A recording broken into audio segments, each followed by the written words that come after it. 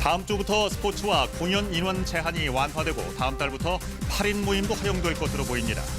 서울 마포와 강동구의 헬스장과 실내 골프 연습장 영업시간이 오늘부터 한 달간 자정까지 연장됩니다. 국민의힘 새 대표의 국회의원 경험이 없는 36살 이준석 후보가 선출됐습니다. 이 대표는 대선 승리가 지상과제라면서 윤석열 전 총장도 일단 8월까지 입당해야 한다는 입장을 밝혔습니다. 미중 외교수장이 전화통화에서 바이든 정부의 대북 정책 검토 결과에 대해 논의했습니다. 한반도 비핵화를 위한 양국의 협력에 초점이 맞추어진 것으로 알려졌습니다. 주요 7개국 정상들이 수십 년간 계속된 법인세 인하 경쟁을 멈추기로 의견을 모았다고 미 백악관이 밝혔습니다. 구글과 아마존 등 다국적 기업의 조세 회피 관행에 제동이 걸릴 전망입니다. 주말인 오늘 낮부터 맑아지고 기온도 30도 안팎까지 오르면서 덥겠습니다. 아침엔 곳곳에 짙은 안개가 끼겠습니다. 여러분 편안히 주무셨습니까? 6월 12일 토요일 뉴스광장 시작하겠습니다. 현행 사회적 거리 두기 단계가 3주 더 연장됩니다. 백신 접종이 속도를 내고는 있지만 매일 500명대의 확진자가 나오고 있는 상황이기 때문에 아직 방역의 고삐를 풀 때는 아니라고 정부가 판단하고 있는 겁니다. 그러면서도 스포츠와 대중음악 공연 같은 일부 문화활동에 대한 방역 수칙은 완화했습니다. 감염 위험이 낮다고 평가되기 때문입니다. 이효연 기자입니다.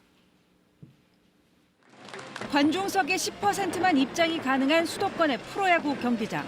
다음 주부터는 실외 스포츠 경기장의 경우 수도권엔 30%, 비수도권엔 50%까지 입장할 수 있습니다. 마스크 착용은 필수, 좌석을 이동하거나 음식을 먹을 순 없습니다. 각 팀의 경영 사정도 굉장히 악화되어 있었고 저희가 지속적으로 관계 당국의 관중 확대의 필요성에 대해서 의견을 전달드렸고 좀 더 많은 팬들이 야구장에 찾아오실 수 있게 돼서 100명 이상 모일 수 없었던 대중음악 공연장도 입장 인원이 최대 4,000명까지 늘어납니다. 다만 임시로 좌석을 설치하거나 서서 공연을 보는 것은 제한됩니다. 정부는 이처럼 방역수칙 기준을 일부 완화하면서 현행 조치는 3주 더 연장했습니다. 수도권 2단계, 비수도권의 1.5단계인 거리 두기와 5인 이상 사적 모임 금지, 식당과 카페 등 밤 10시 영업시간 제한은 다음 달 4일까지 적용됩니다. 전남과 경남, 경북에서 시행 중인 거리두기 개편안의 시범 적용도 연장하면서 강원 지역을 추가했습니다. 다음 달 새로운 거리두기 적용 전 혼란을 최소화하기 위해 위험이 적다고 판단한 문화, 체육 활동부터 단계를 점차 낮춘 겁니다.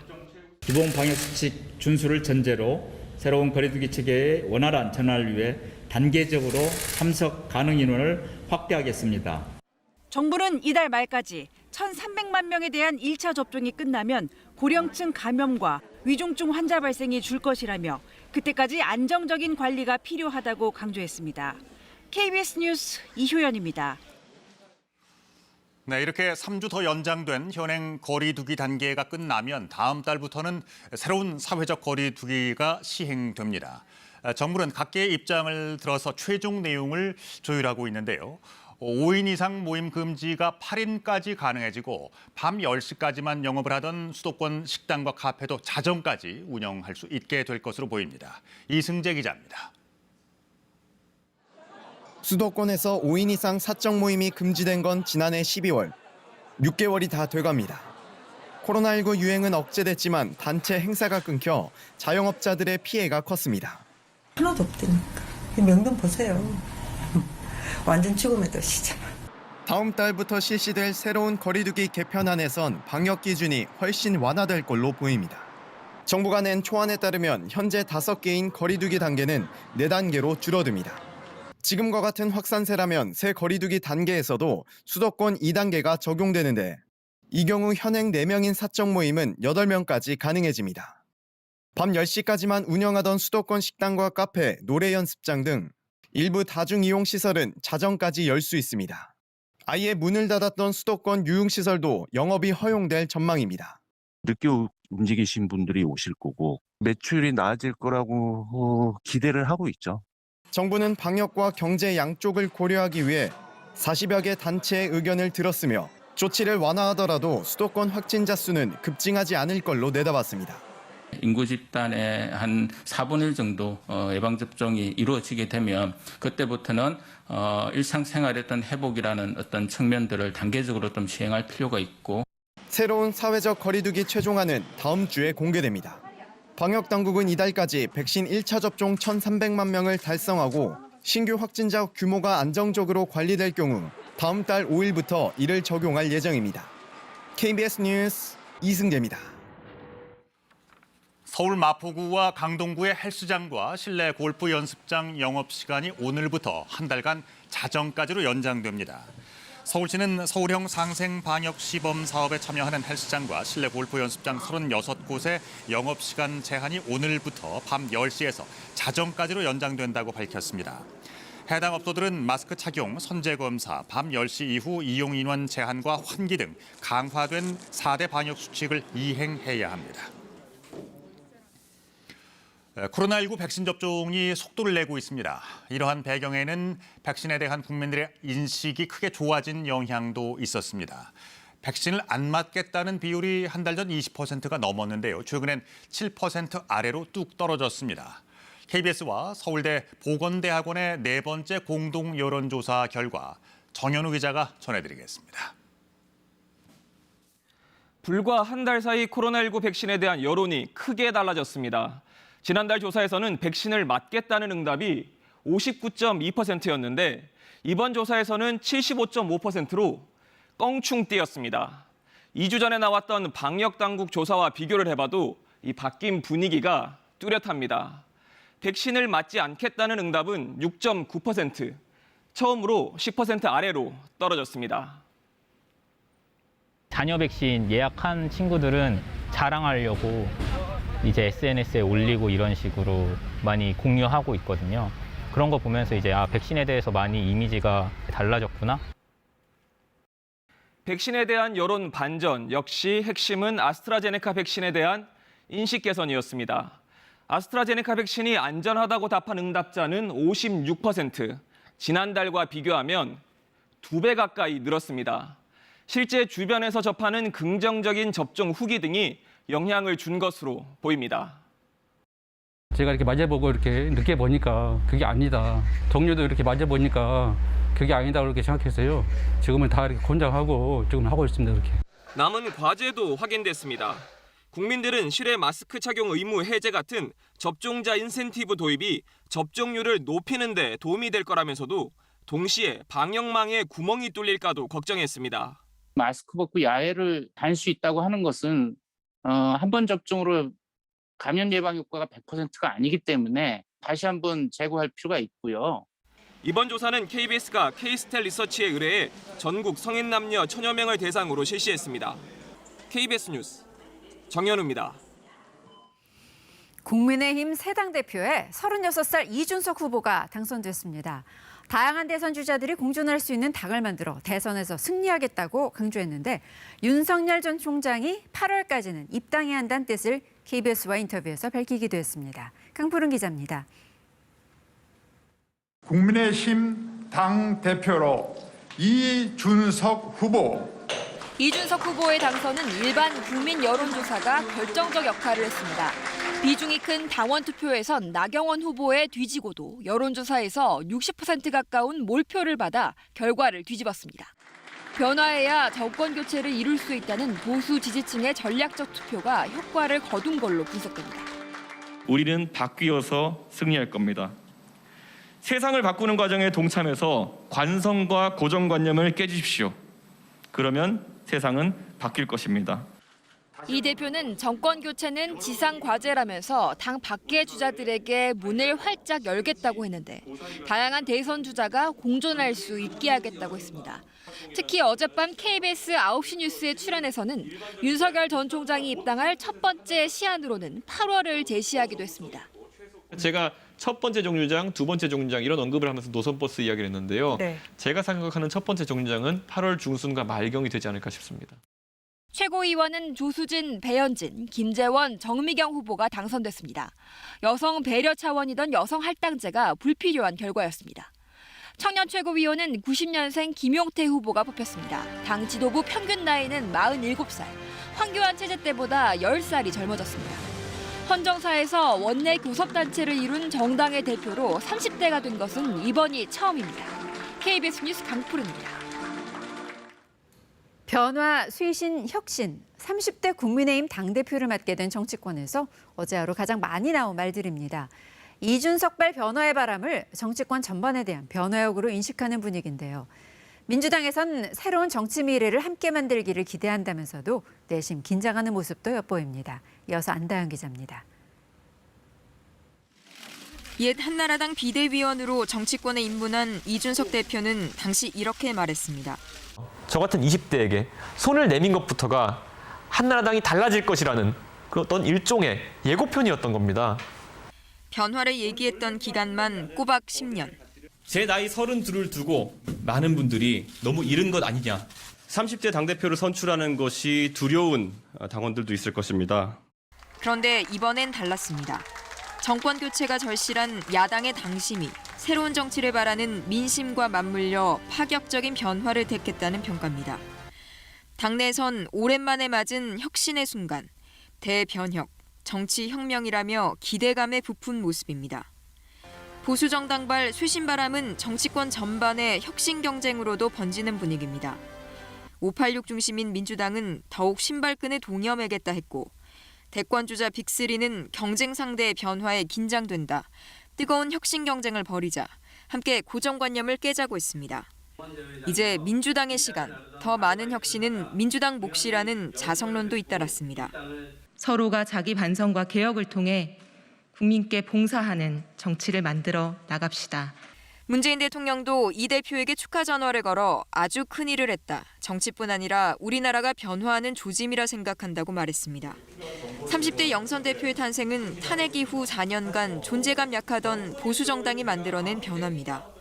대선 전국을 앞두고 여야 모두에게 쇄신 경쟁의 기폭제로 작용할 거란 해석이 많습니다. KBS 뉴스 안다영입니다. 미국의 토니 블링컨 국무장관이 중국 양제츠 외교 담당 정치국원과 전화회담을 갖고 미국의 대북 정책 검토 결과를 논의했다고 밝혔습니다. 이번 통화는 세계 주요 7개국 G7 정상회의에서 바이든 미 대통령이 동맹 외교에 나서 중국을 견제하는 가운데 이뤄졌습니다. 워싱턴 김영순 특파원의 보도입니다. 토니 블링컨 미 국무장관과 양제츠 중국 외교 담당 정치국원이 전화통화에서 바이든 정부의 포괄적 대북 정책 검토 결과에 대해 논의했다고 미 국무부가 밝혔습니다. 블링컨 장관은 한반도 비핵화를 위해 미중 양국의 협력 필요성에 초점을 맞췄다고 밝혔습니다. 바이든 정부가 최근 완료한 대북 정책을 중국과 논의했다고 밝힌 것은 눈에 띄는 대목입니다. 미 국무부는 그러나 그에 대한 중국 측 입장을 묻는 KBS의 질문에는 원론적 답변만 되풀이했습니다. Obviously, what they discussed was our comprehensive DPRK policy review, which focused on the need for the United States as well as the PRC to work together for denuclearization of the Korean Peninsula. 미중 외교수장은 통화에서 코로나19 대응과 홍콩, 신장, 타이완 등 영내 문제에 대해선 첨예한 입장차를 드러냈습니다. 블링컨 장관은 먼저 세계보건기구의 2단계 전문가 연구 필요성을 포함해 바이러스의 기원 조사를 둘러싸고 투명한 협력이 필요하다고 강조했습니다. 양 정치국원은 이에 대해 코로나19 기원 문제를 정치화 말고 국제 방역 협력에 집중할 것을 촉구한다고 말했다고 중국 관영 CCTV가 보도했습니다. 이어 블링컨 장관이 타이완에 가하는 압박 정책을 중단하고 양안 문제를 평화적으로 해결할 것을 촉구하자 양제츠 정치국원은 미국이 타이완 문제를 신중하고 적절하게 처리해야 한다고 말했다고 중국 관영 CCTV가 보도했습니다. 미중 외교수장은 지난 3월 미국 알래스카 담판에서 첨예한 입장차를 보인 이후 다시금 충돌한 모습입니다. 이번 통화는 세계 주요 7개국 G7 정상회의에서 미국이 중국을 견제하며 동맹과의 외교를 복원하는 가운데 이루어졌습니다. 워싱턴에서 KBS 뉴스 김영순입니다. 맥도날드 보안 시스템이 해킹당해 한국과 타이완, 미국의 고객과 직원 정보가 새 나갔다고 월스트리트저널이 보도했습니다. 맥도날드는 최근 내부 보안 시스템에 대한 비인가 접근 사실을 발견하고 이를 차단한 뒤 사건을 조사하기 위해 외부 컨설턴트를 고용했다고 밝혔습니다. 조사 결과 해커들은 한국과 타이완 맥도날드에서 배달 고객들의 이메일, 전화번호, 주소 등 정보를 빼낸 것으로 드러났습니다. 맥도날드는 해킹 피해를 본 고객이 모두 몇 명인지 구체적으로 공개하지 않았습니다. 부산 해운대 LCT 특혜 분양 사건을 부실 수사했다며 시민단체가 검사들을 고발한 사건에 대해 고위공직자범죄수사처가 수사에 착수한 것으로 확인됐습니다. 공수처는 부산참여연대와 적폐청산, 사회대개혁 부산운동본부가 2017년 LCT 특혜 분양 사건을 수사했던 윤대진 당시 부산지검 2차장 검사와 수사검사 등 13명을 고발한 사건을 지난 4일 정식 입건했습니다. 두 단체는 LCT의 실질적 운영자인 이영복 회장이 특혜 분양을 했다며 사전 분양을 받은 것으로 지목된 43명을 2017년 검찰에 고발했고 부산지검은 지난해 10월 2명을 기소하고 나머지 41명은 무혐의 처분했습니다. 주말인 오늘 다시 한낮 더위가 찾아옵니다. 서울과 광주의 낮 기온 31도, 대구 29도로 어제보다 1도에서 6도가량 기온이 높겠습니다. 날씨가 맑아서 볕이 뜨겁겠습니다. 자외선 차단에 신경 쓰셔야겠습니다. 오늘 오후에는 호남 동부 내륙 지역에 소나기가 지나는 곳이 있겠고요.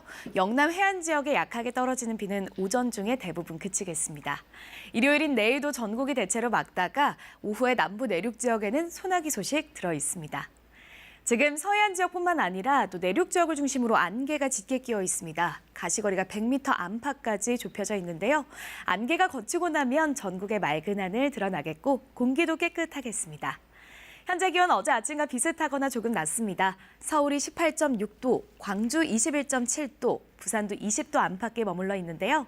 한낮에는 서울 31도, 원주 30도 예상되고 안동과 전주도 30도까지 기온이 오르겠습니다.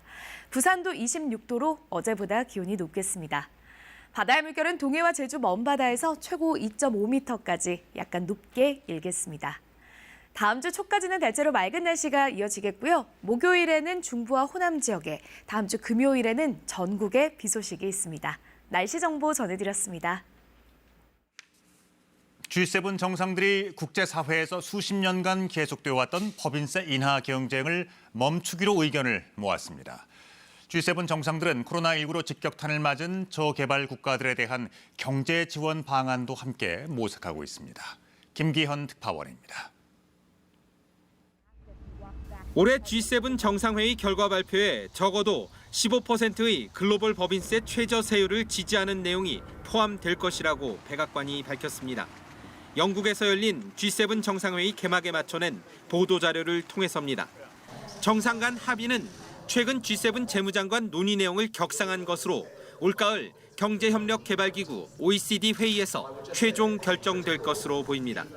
해당 조치가 확정될 경우 구글이나 아마존 같은 다국적 기업이 특정 국가에서 막대한 이익을 내고도 세율이 낮은 국가에 본사를 두는 방식으로 조세를 회피하는 관행을 끊을 수 있을 것으로 기대됩니다. G7 정상들은 코로나19에 취약한 저개발 국가들의 백신 접종과 경기 회복을 돕는 방안도 논의했다고 백악관은 전했습니다. 여기에는 10억 회분 이상의 백신을 확보해 올 여름부터 제공하고 국제통화기금의 특별 인출권도 1,000억 달러가량 확대해 지원하는 방안 등이 포함됐습니다. Inequalities may be entrenched, and we need to make sure that as we recover, we level up across our societies and we build back better. 첫날 회의에서 주요 7개국 정상들은 미래 재정 건전성을 확보하기 위한 장기 정책이 필요하지만 각국의 경기 부양책은 당분간 지속돼야 한다는데 의견을 모은 것으로 알려졌습니다. 이와 함께 코로나19 이후 여러 나라에서 나타나는 물가 상승은 일시적인 현상이라는 평가에도 대체적으로 동의했다고 외신들은 전했습니다. 워싱턴에서 KBS 뉴스 김기현입니다. 9명의 목숨을 앗아간 광주광역시 재개발구역 내 건물 붕괴 사고가 발생 나흘째를 맞았지만 충격은 여전히 가시질 않고 있습니다. 합동분향소에는 추모의 발길이 이어지고 있고 경찰에서는 수사에 속도를 내고 있습니다. 양창희 기자가 보도합니다. 광주 동구청 광장에 차려진 합동분향소. 붕괴 사고 희생자들의 영정이 놓여 있습니다. 이제는 사진으로만 남은 익숙한 얼굴들. 믿을 수 없는 비극을 마주한 유족들은 슬픔에 목이 맵니다. 남일 같지 않은 사고에 이웃들도 추모하며 아픔을 같이 했습니다. 너무 이제 안타까운 사건이 일어나서는 안 될 사건이 일어나다 보니까 마음에도 너무 마음이 아프고 다시는 안 일어났으면 좋겠다는 생각이 듭니다. 경찰 수사도 빠르게 진행되고 있습니다. 철거업체와 감리에 이어 재개발 시공사인 현대산업개발의 현장 관계자 3명 등 지금까지 모두 7명을 입건했습니다. 안전에 주의를 기울이지 않아 17명의 사상자를 낸 업무상 과실치사상 혐의를 적용했습니다. 도급 계약을 맺은 업체가 또다시 하도급을 주는 이른바 불법 재하도급 정황도 속속 드러나고 있습니다. 철거 계약을 맺은 업체와 실제로 공사를 한 업체가 다르다는 사실이 확인된 겁니다. 건설산업기본법상 재하도급 금지 규정 위반 여부, 시공사와 조합, 그리고 철거업체 간 계약 과정에서의 불법 행위가 있었는지, 경찰은 재개발 조합이 철거업체를 적법하게 선정했는지, 담당 구청의 인허가 과정에는 문제가 없었는지도 들여다보고 있습니다. KBS 뉴스 양창입니다. 한편 붕괴 사고가 일어난 광주광역시 재개발 구역에서는 이미 2달 전에 한 주민이 철거 현장이 위험하다며 민원까지 냈던 것으로 확인됐습니다. 하지만 담당 구청에서는 시공업체의 안전조치를 강화하라는 공문만 보내고 말았던 것으로 드러났습니다. 민소은 기자입니다. 광주 학동 4구역에서 600여 채의 건물을 철거하는 공사가 시작된 건 지난해 10월. 주민들은 평소에도 위험하다고 생각했습니다. 그러니까 평소에 보기에도 굉장히 허술하고 그래서 좀 많이 위험해서 사람들이 많이 다니지는 않았습니다. 저쪽 편으로는요. 지난 4월 한 상인은 국민신문고에 문제를 제기했습니다. 천막과 파이프로만 차단하고 철거 공사를 하는 것이 불안하다며 구조물이 떨어진다면 인사사고가 날 것이라고 우려하며 민원을 낸 겁니다. 철거하면서 튀는 파편이나 떨어지면은 인사사고가 날 거라고 생각을 해서 이건 이렇게 철거하는 건 아닌 것 같다라고. 하지만 담당 구청은 곧바로 현장 점검을 하는 대신 조합엔 공문으로 시공사인 전화로 안전조치를 강화하라는 지시만 내렸습니다. 이후 현장에 나갔지만 위험하다는 민원이 들어온 건물은 철거가 이미 끝나 있었습니다. 다 철거가 된 이유랍니다. 그래서 민원인한테 그 철거가 좀 완료돼 버렸다. 그 내용을 통보를 해드리는 것 같더라고요. 그 구두상으로. 해당 민원인은 사고 당일에도 철거 공사가 위험하다는 생각에 영상까지 찍었습니다. 혹시나 몰라서 짤막하게 그건 동영상을 찍은 것 같아요. 예. 그래서 느낌이 안 좋아가지고 이렇게까지 대형 사고 날 줄 몰랐죠. 2달 전 주민의 경고에도 철거 작업은 속전속결로 진행됐고 결국 2달 뒤 참극이 벌어졌습니다. 경찰은 담당 구청의 관리 감독이 적절했는지에 대해서도 수사할 계획입니다. KBS 뉴스 민소은입니다. 문재인 대통령이 G7 정상회의에 참석하기 위해 영국 코널에 도착했습니다. 오늘 밤부터 대면 정상외교도 재개할 예정인데 특히 한일 정상의 만남이 성사될지 관심입니다. 김경진 기자가 보도합니다. 문재인 대통령이 우리 시간으로 오늘 새벽 G7 정상회의가 열리는 영국 코널에 도착했습니다. 문 대통령은 현지 시간 13일까지 2박 3일간 영국에 머물며 G7 확대 회의 3개 세션에 참석합니다. 1세션에선 백신 공급 등 보건 역량 강화 방안이, 2세션에선 인권과 민주주의 등 가치 확산을 위한 공조 방안이, 3세션에선 기후변화 대응 방안이 각각 논의됩니다. 이번 G7 정상회의에선 코로나 극복 이후 세계 질서 개편에 대한 논의가 본격화될 것으로 보이는데 문 대통령은 한국판 뉴딜 등의 성과를 공유할 예정입니다. G7 정상회의를 계기로 코로나19 중단됐던 대면 정상외교도 18개월 만에 본격 가동되는데 우리 시간 오늘 저녁 호주 정상과 회담을 하고 이어 EU, 영국과도 양자회담을 합니다. 이 밖에도 현장 상황에 따라 프로사이드, 즉 약식, 비공식 회담 등 다양한 방식의 회동이 이뤄질 가능성이 있는데 특히 한미일, 한일 정상이 만날지 관심이 쏠립니다. 모태기 일본 외무상은 한일 정상회담 가능성에 대해 지금 시점에선 정해진 건 없다고 밝혔습니다. 청와대 고위 관계자는 한미일 3국 협력은 물론 일본 측과의 대화에 정부는 항상 열려 있다고 거듭 밝혔습니다. G7 회의 참석 이후 문 대통령은 오스트리아 대통령과 스페인 국왕 초청으로 13일부터 15일에는 오스트리아를, 15일부터 17일에는 스페인을 국빈 방문합니다. KBS 뉴스 김경진입니다. 한 산후도우미가 태어난 지 100일도 안 된 신생아를 마구 흔들고 폭행하다 심지어 깨물기까지 하는 모습이 집안 CCTV에 고스란히 찍혔습니다.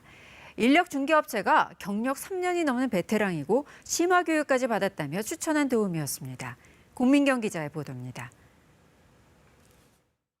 한 여성이 무릎에 눕힌 신생아를 목도 받치지 않고 흔들자 아기의 머리가 양옆으로 심하게 꺾입니다. 사흘 뒤엔 엎드린 아기가 들썩일 정도로 등을 때립니다. 아기의 허벅지를 내려치더니 내던지듯이 소파에 눕힙니다. 계속 울자 이번에는 아기의 발을 깨물기까지 했습니다. 생후 100일도 안 된 신생아를 학대하는 정황이 집안 CCTV에 잡힌 겁니다. 정밀 검사 결과 의사는 외상으로 인한 뇌출혈이 우려된다고 말했습니다. 짱이 무너지죠. 피가 거꾸로 솟는 기분이에요. 또 못 가놓는 애를 일부러 머리를 흔든다는 거는 사람이라면 할 수 없을 것 같아요. 인력 중개업체는 이 산후도우미의 경력이 3년 이상이고 이용자 평점도 90점이 넘는다며 심화 교육을 수료했다고 추천했습니다. 부모는 이 말을 믿고 한 달에 250만 원을 냈습니다. 본인이 어디 가면 VIP 요금을 받고 한다. 본인이 굉장히 베테랑이고 만족도가 높은 사람이라는 걸 강조했죠.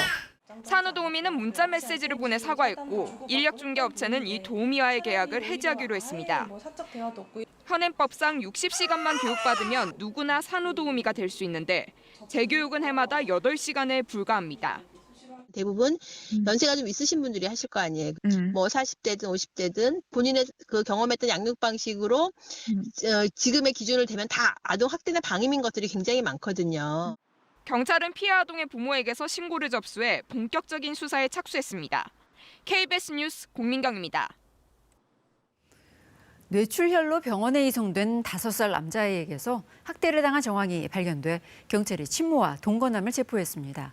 이들은 처음엔 학대 혐의를 부인하다 일부 인정하는 것으로 태도를 바꿨는데 이미 지난해 아이를 혼내던 친모를 이웃이 신고해 경찰에 출동한 적이 있는 것으로 드러났습니다. 신지원 기자입니다.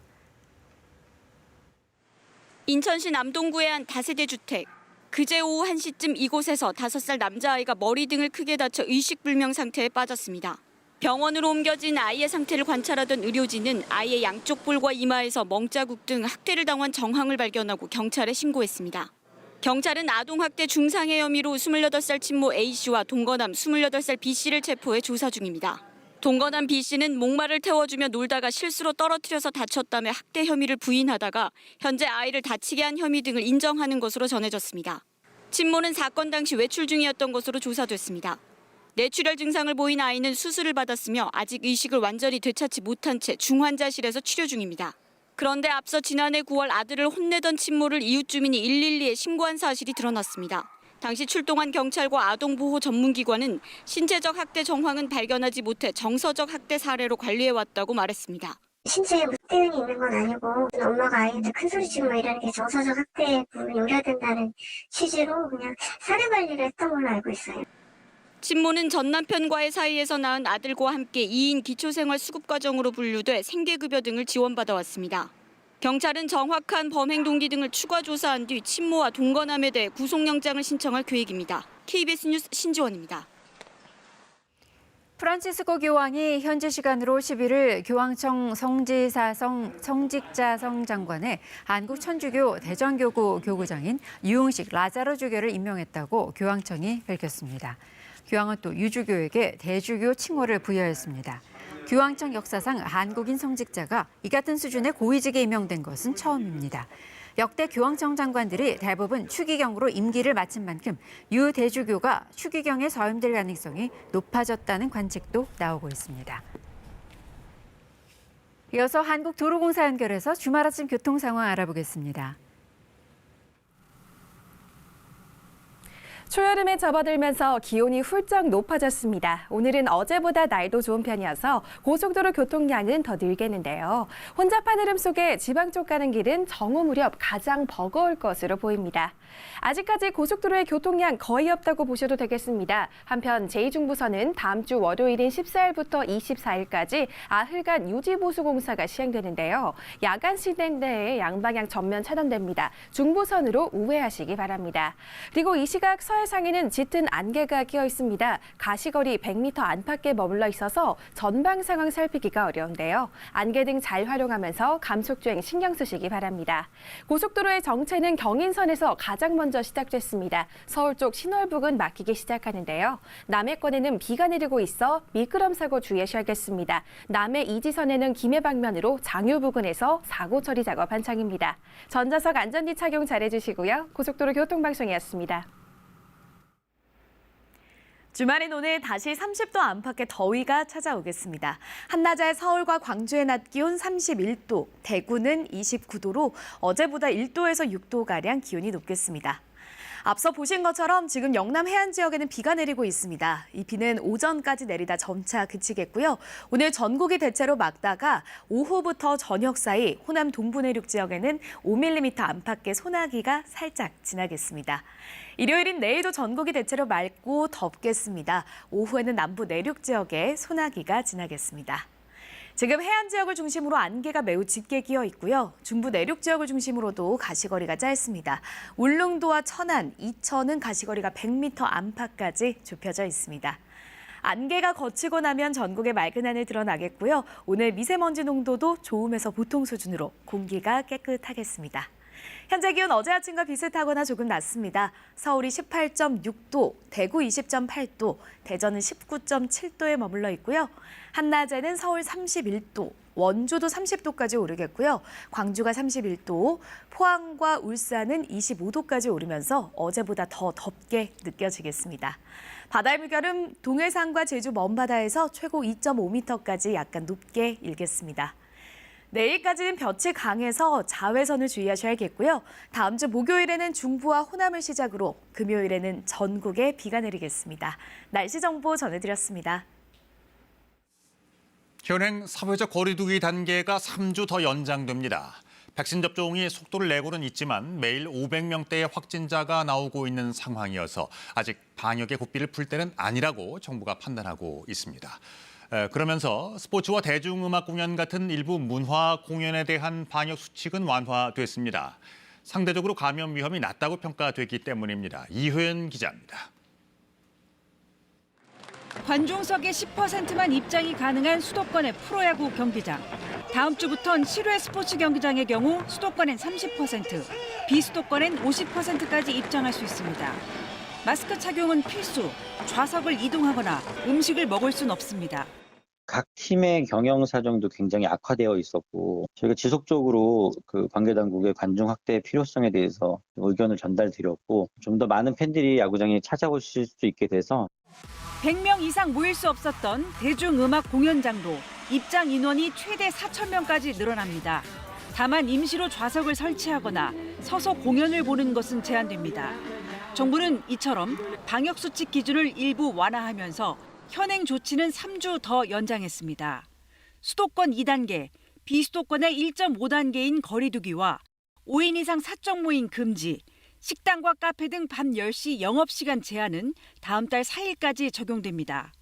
전남과 경남, 경북에서 시행 중인 거리두기 개편안의 시범 적용도 연장하면서 강원 지역을 추가했습니다.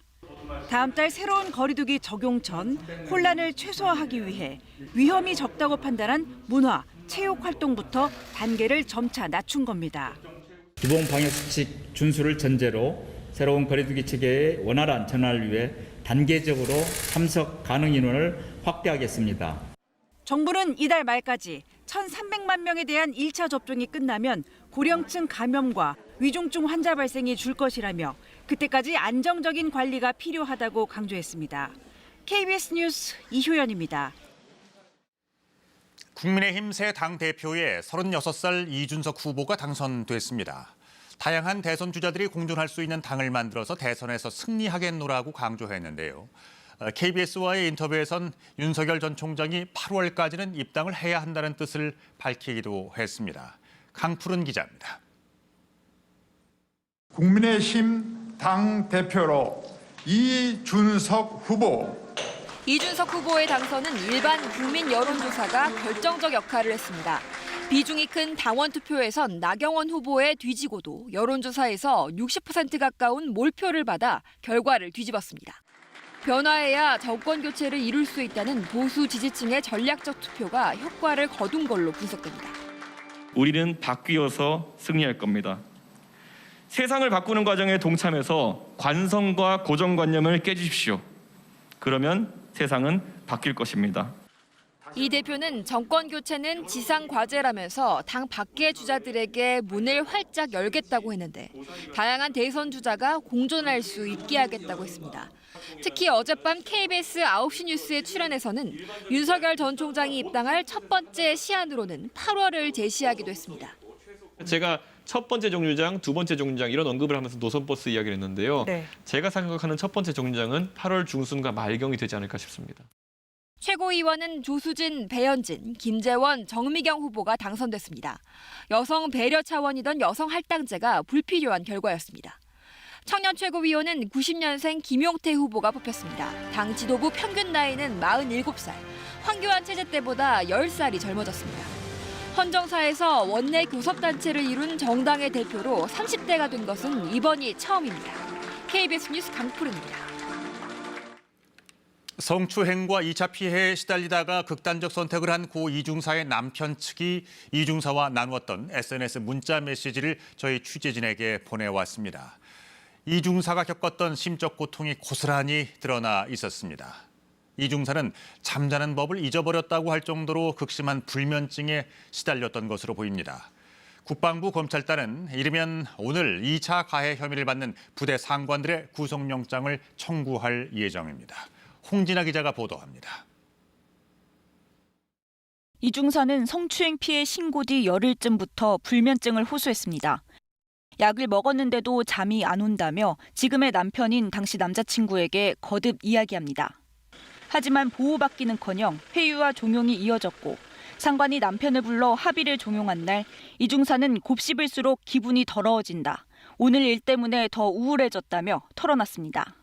2차 피해 속에 휴직을 고민한 심경도 나옵니다. 아무개만 아니면 출근했을 것 같은데 용기가 안 난다며 뭐라고 말했을지 무섭다. 나를 얕볼 것 같다며 두려움을 호소합니다. 부대 전출 문제로 고민하던 4월 하순부턴 극심한 정신적 스트레스에 시달려야 했습니다. 지난주 남은 약으로 잤는데 먹어도 잠이 안 온다. 자꾸 자다 깨다 무서운 꿈을 꿨다고 하소연했습니다. 남편은 사랑한다는 말을 거듭하며 이중사를 위로했습니다. 하지만 사건 수사는 여전히 더디기만 했습니다. 이중사의 남편은 국선 변호사가 개인적인 이유로 검찰 조사 동행이 어렵다고 하자 민간 변호사 선임을 제안했지만 이중사는 경제적으로 부담된다며 새로 선임되는 국선 변호사와 말을 잘 해보겠다고 답했습니다. 새 부대로 가기 이틀 전, 몸은 피곤한데 머리가 잠이 안 온다. 잠을 어떻게 자는지 까먹은 것 같다고 이중사는 눈물로 고통을 호소했습니다. 그리고 일주일 뒤 결국 생을 마감했습니다. 국방부 검찰단은 이르면 오늘 2차 가해 혐의를 받는 노 상사와 노 준이에 대해 구속영장을 청구할 예정입니다. KBS 뉴스 홍진아입니다. 어제 한국은행 창립 기념일을 맞아 이주열 총재가 기준금리 인상 가능성을 또다시 시사했습니다. 지금의 완화적인 통화 정책을 적절한 시점에 정상화하겠다고 밝혀 발언 강도를 한층 높였습니다. 보도에 김범주 기자입니다. 이주열 한국은행 총재는 지난달 27일 올해 안에 금리를 올릴지 여부는 경제 상황 전개에 달려 있다며 다소 여운을 남겼습니다. 2주가 지난 뒤 발언의 강도는 조금 더 올라갔고 명확해졌습니다. 질서 있는 정상화라는 표현을 통해 기준금리 인상 가능성을 재차 시사했습니다. 우리 경제가 견실한 회복세를 지속할 것으로 예상된다면 현재의 완화적인 통화 정책을 향후 적절한 시점부터 질서 있게 정상화해 나가야 하겠습니다. 이 총재는 근거도 제시했습니다. 지표상 경제가 예상보다 빠르게 회복되고 있는 점, 여기에 낮은 금리 아래 가계부채가 늘어난 점 등을 구체적으로 언급했습니다. 자산시장으로 쏠리는 자금이 보다 생산적인 부문으로 흘러가도록 유도하는 한편 경제 주체들의 레버리지를 안정적인 수준으로 관리해 나가야 할 것입니다. 전문가들은 금리 관련 발언을 자제하는 중앙은행 총재가 연이어 인상 가능성을 언급했다는 점에 주목하고 있습니다. 자산 가격의 버블에 대해서 한국은행이 상당한 부담감을 느끼고 있는 것으로 보이고요. 이에 따라서 향후에 실시될 수 있는 금리 인상에 대해서 경제 주체들에게 미리 시그널을 보내고자 했던 것으로 해석이 됩니다. 한국은행은 이번 달 통화신용정책 보고서에서도 한두 번 기준금리를 올린다고 해서 긴축이라고 볼 수는 없다고 밝혀 최근 내부 분위기를 반영했습니다. KBS 뉴스 김범주입니다. 과로사 방지 대책 이행을 요구하며 택배노조가 파업을 시작한 지 오늘로 나흘째입니다. 이 문제와 함께 일부 아파트에서 택배 차량 출입 갈등도 계속되고 있습니다. 저상차를 이용해 지하로 다니라는 주민 제안에 택배 기사들은 건강권이 침해된다며 거부해오고 있는데요.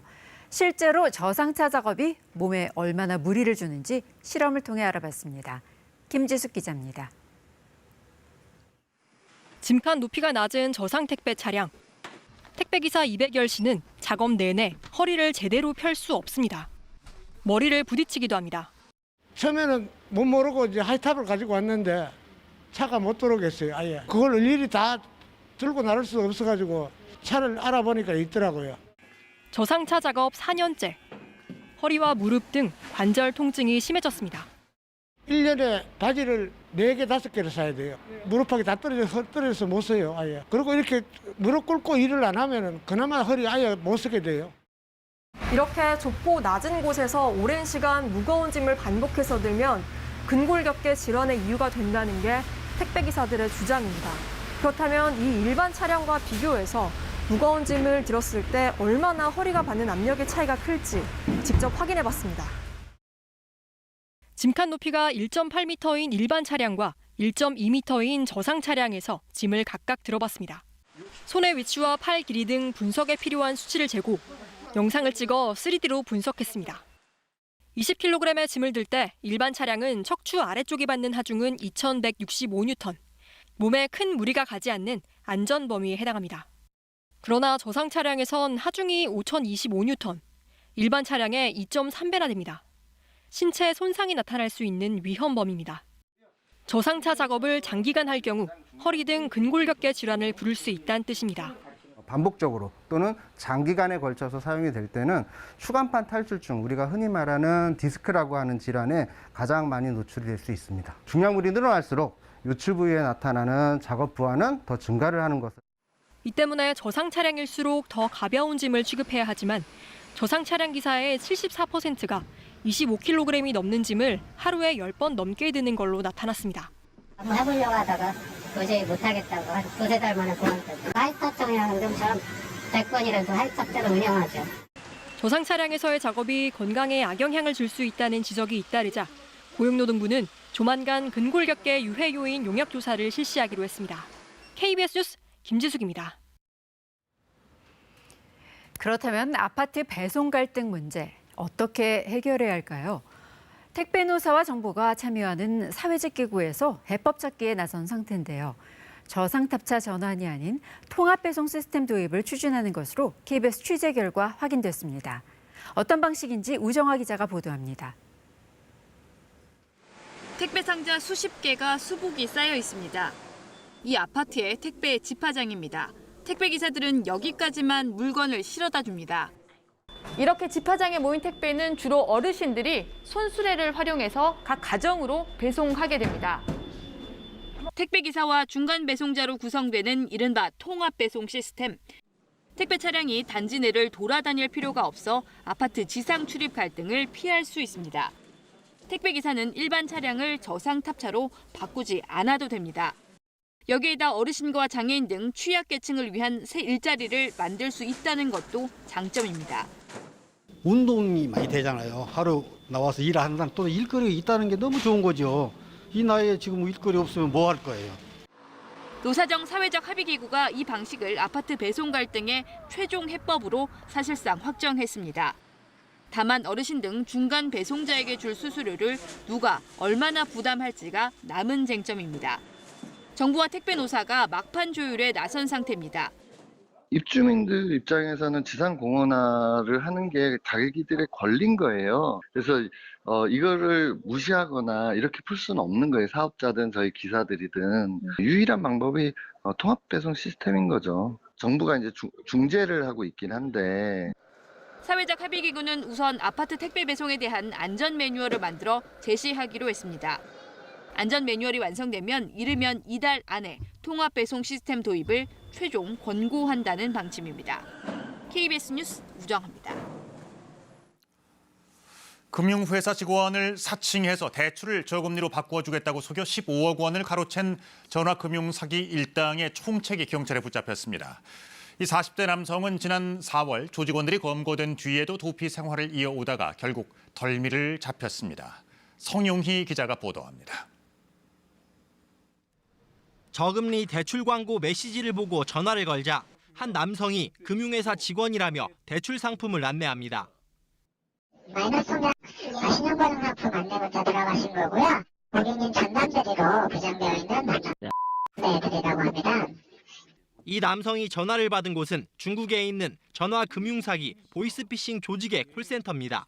대출 금리를 낮은 걸로 바꿔주겠다고 속여 돈을 가로채는 대환대출 사기였습니다.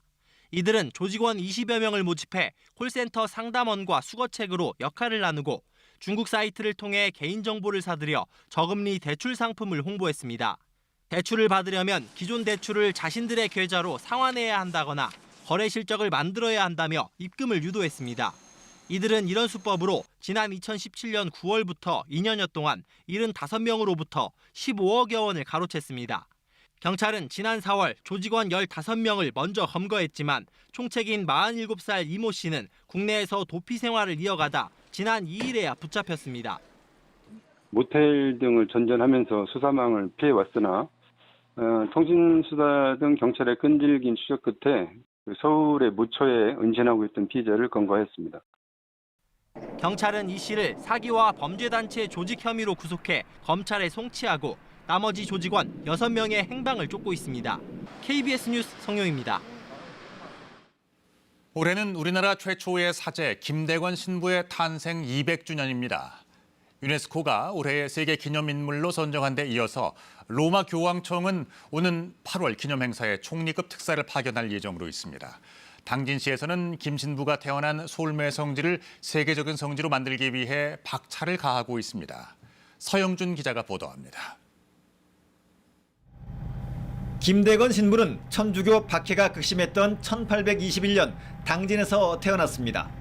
24살에 국내 최초로 신부 서품을 받은 뒤 사제 생활 1년여 만인 이듬해 25살 나이에 순교했습니다. 가톨릭 교계는 그가 순교한 지 100년이 되던 1946년 당진 솔메 마을에 성지를 조성했고 로마 교황청은 그의 평등 사상과 인류애를 받들어 1984년 성인으로 추대했습니다. 올해는 김대건 신부가 탄생한 지 200주년. 유네스코는 올해의 세계 기념인물로 선정했고 교황청은 오는 8월 열리는 탄생 200주년 행사에 총리급 특사를 파견할 것으로 알려졌습니다. 확답에 대한 그런 것은 아직 없었지만 거의 이렇게 묵시적으로 이렇게 암묵적으로는 거의 이렇게 오시는 것으로 이렇게 알고 있습니다. 당진시는 그의 생애를 기려 올해를 김대건의 해로 선포하고 캐릭터와 기념 메달을 출시한 데 이어 13km의 버그네 순례길도 정비했습니다. 솔메 성지 일대 1km 구간은 김대건 신부 탄생의 길로 지정됐습니다. 그가 탄생한 8월 21일을 전후해 다양한 기념 축제도 열립니다. 탄생 200주년 행사 주간에 각종 공연과 전시, 국제 행사를 진행할 천주교 복합예술 공간도 지었습니다. 김대건 신부님의 삶과 업적을 재조명하고 특히 탄생지인 단진 솔메성지가 세계적 천주교 명소이자 성지로 발돋움할 수 있는 계기가 될 수 있도록 준비하고 있습니다. 당진시는 김 신부를 기리는 사업을 꾸준히 벌여 솔메 성지를 산티아고를 능가하는 세계적인 순례지로 만들 계획입니다. KBS 뉴스 서영준입니다. 감찰 무마 의혹과 자녀 입시 비리 등의 혐의로 기소된 조국 전 법무부 장관의 재판이 6개월 만에 다시 시작됐습니다. 아내인 정경심 동양대 교수와 함께 법정에 선 조 전 장관은 혐의를 모두 부인했습니다. 백인성 기자가 보도합니다. 서울중앙지법은 직권남용 등 혐의로 기소된 조국 전 장관의 10번째 공판을 열었습니다. 코로나19 여파와 재판부 인사 등으로 6개월 만에 재판이 재개됐습니다. 더욱 겸허한 자세로 공판에 임하겠습니다. 성실하게 설명하겠습니다. 감사합니다.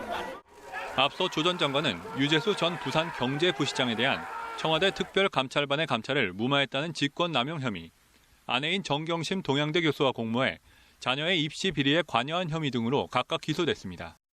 이번 공판부터는 조 전 장관 부부가 함께 기소된 자녀 입시 비리 혐의에 대한 본격적인 심리가 진행됐습니다.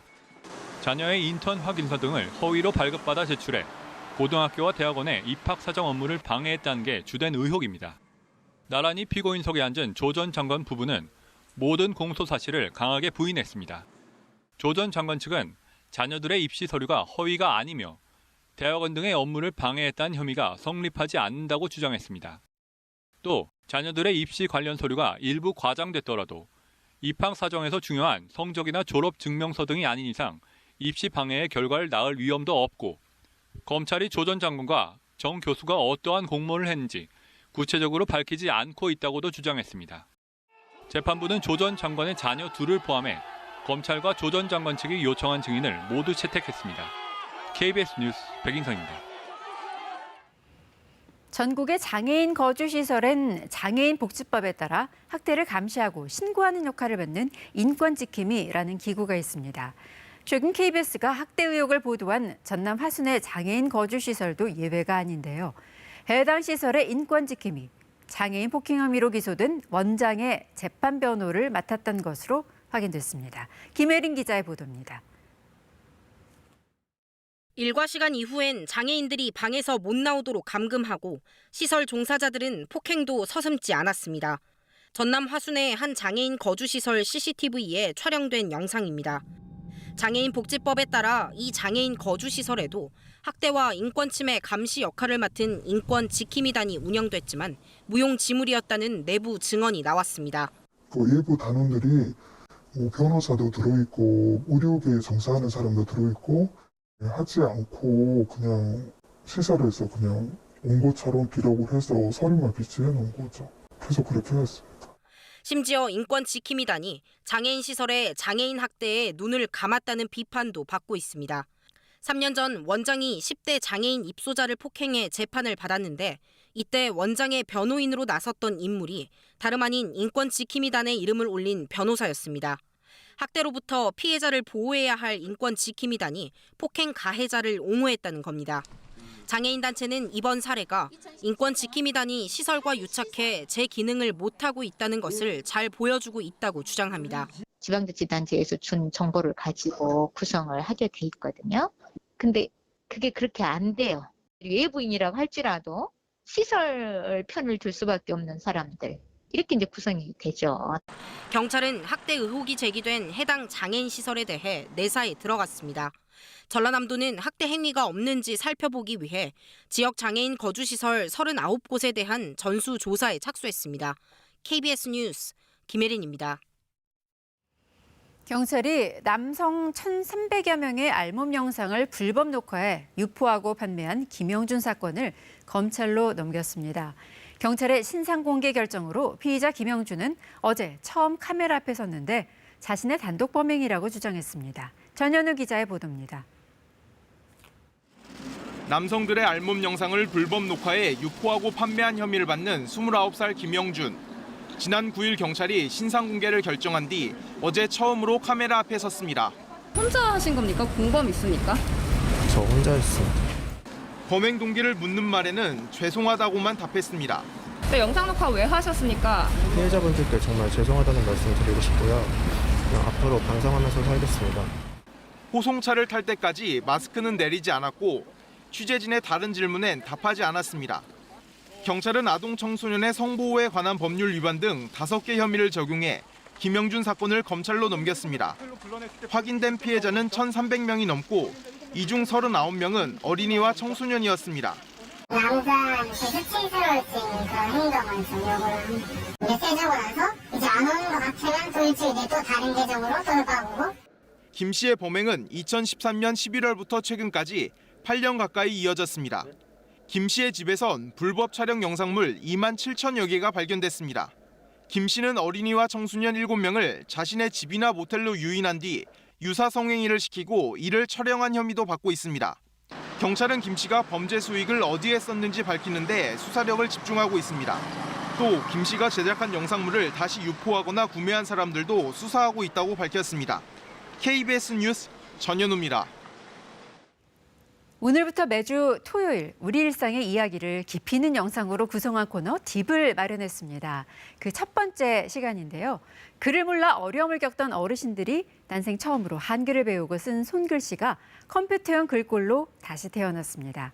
경북 칠곡 할머니들이 만든 칠곡 할매체 글꼴 제작기를 김지연 촬영 기자가 영상에 담았습니다. 김영본, 나이는 7학년 7반입니다. 이원수입니다. 나는 80 너희. 폰트라는 거 혹시 아세요? 폰트가 뭔지 몰라. 폰트 들어보신 적? 뭔데?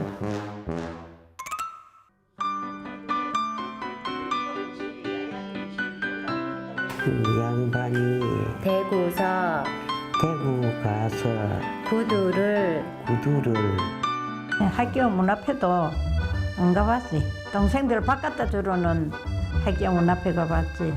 공부하려고는 학교 안 가봤지. 이 학교 가려고. 울기도 많이 울고. 부모한테 못 배운 글씨를 누구한테 내가 배웠겠는 거야. 생각을 해봐라. 그래도 이제 이래 배운 게 남한테 글 빌릴 일도 없고 가서 쓰고 뭐 뽀란 글씨라도 내 손으로 쓰고 이제 이런 게 피나고 좋아요. 며느리도 칭찬 많이 해주고 우리 아들이 우리 엄마 너무 자랑스럽고 너무 행복하고 좋다합니다.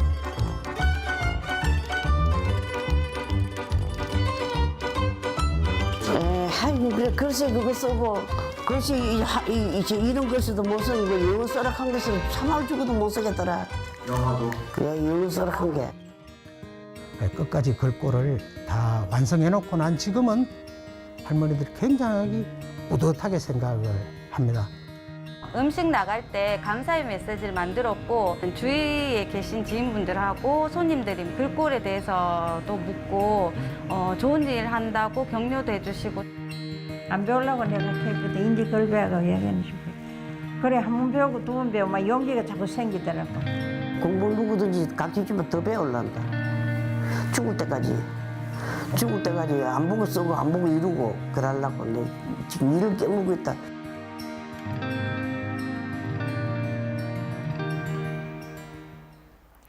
주말인 오늘은 다시 더위에 대비를 하셔야겠습니다. 전국에 30도 안팎의 더위가 찾아오겠는데요. 한낮에 서울과 광주의 낮 기온이 31도, 대구는 29도로 어제보다 1도에서 6도가량 기온이 높겠습니다.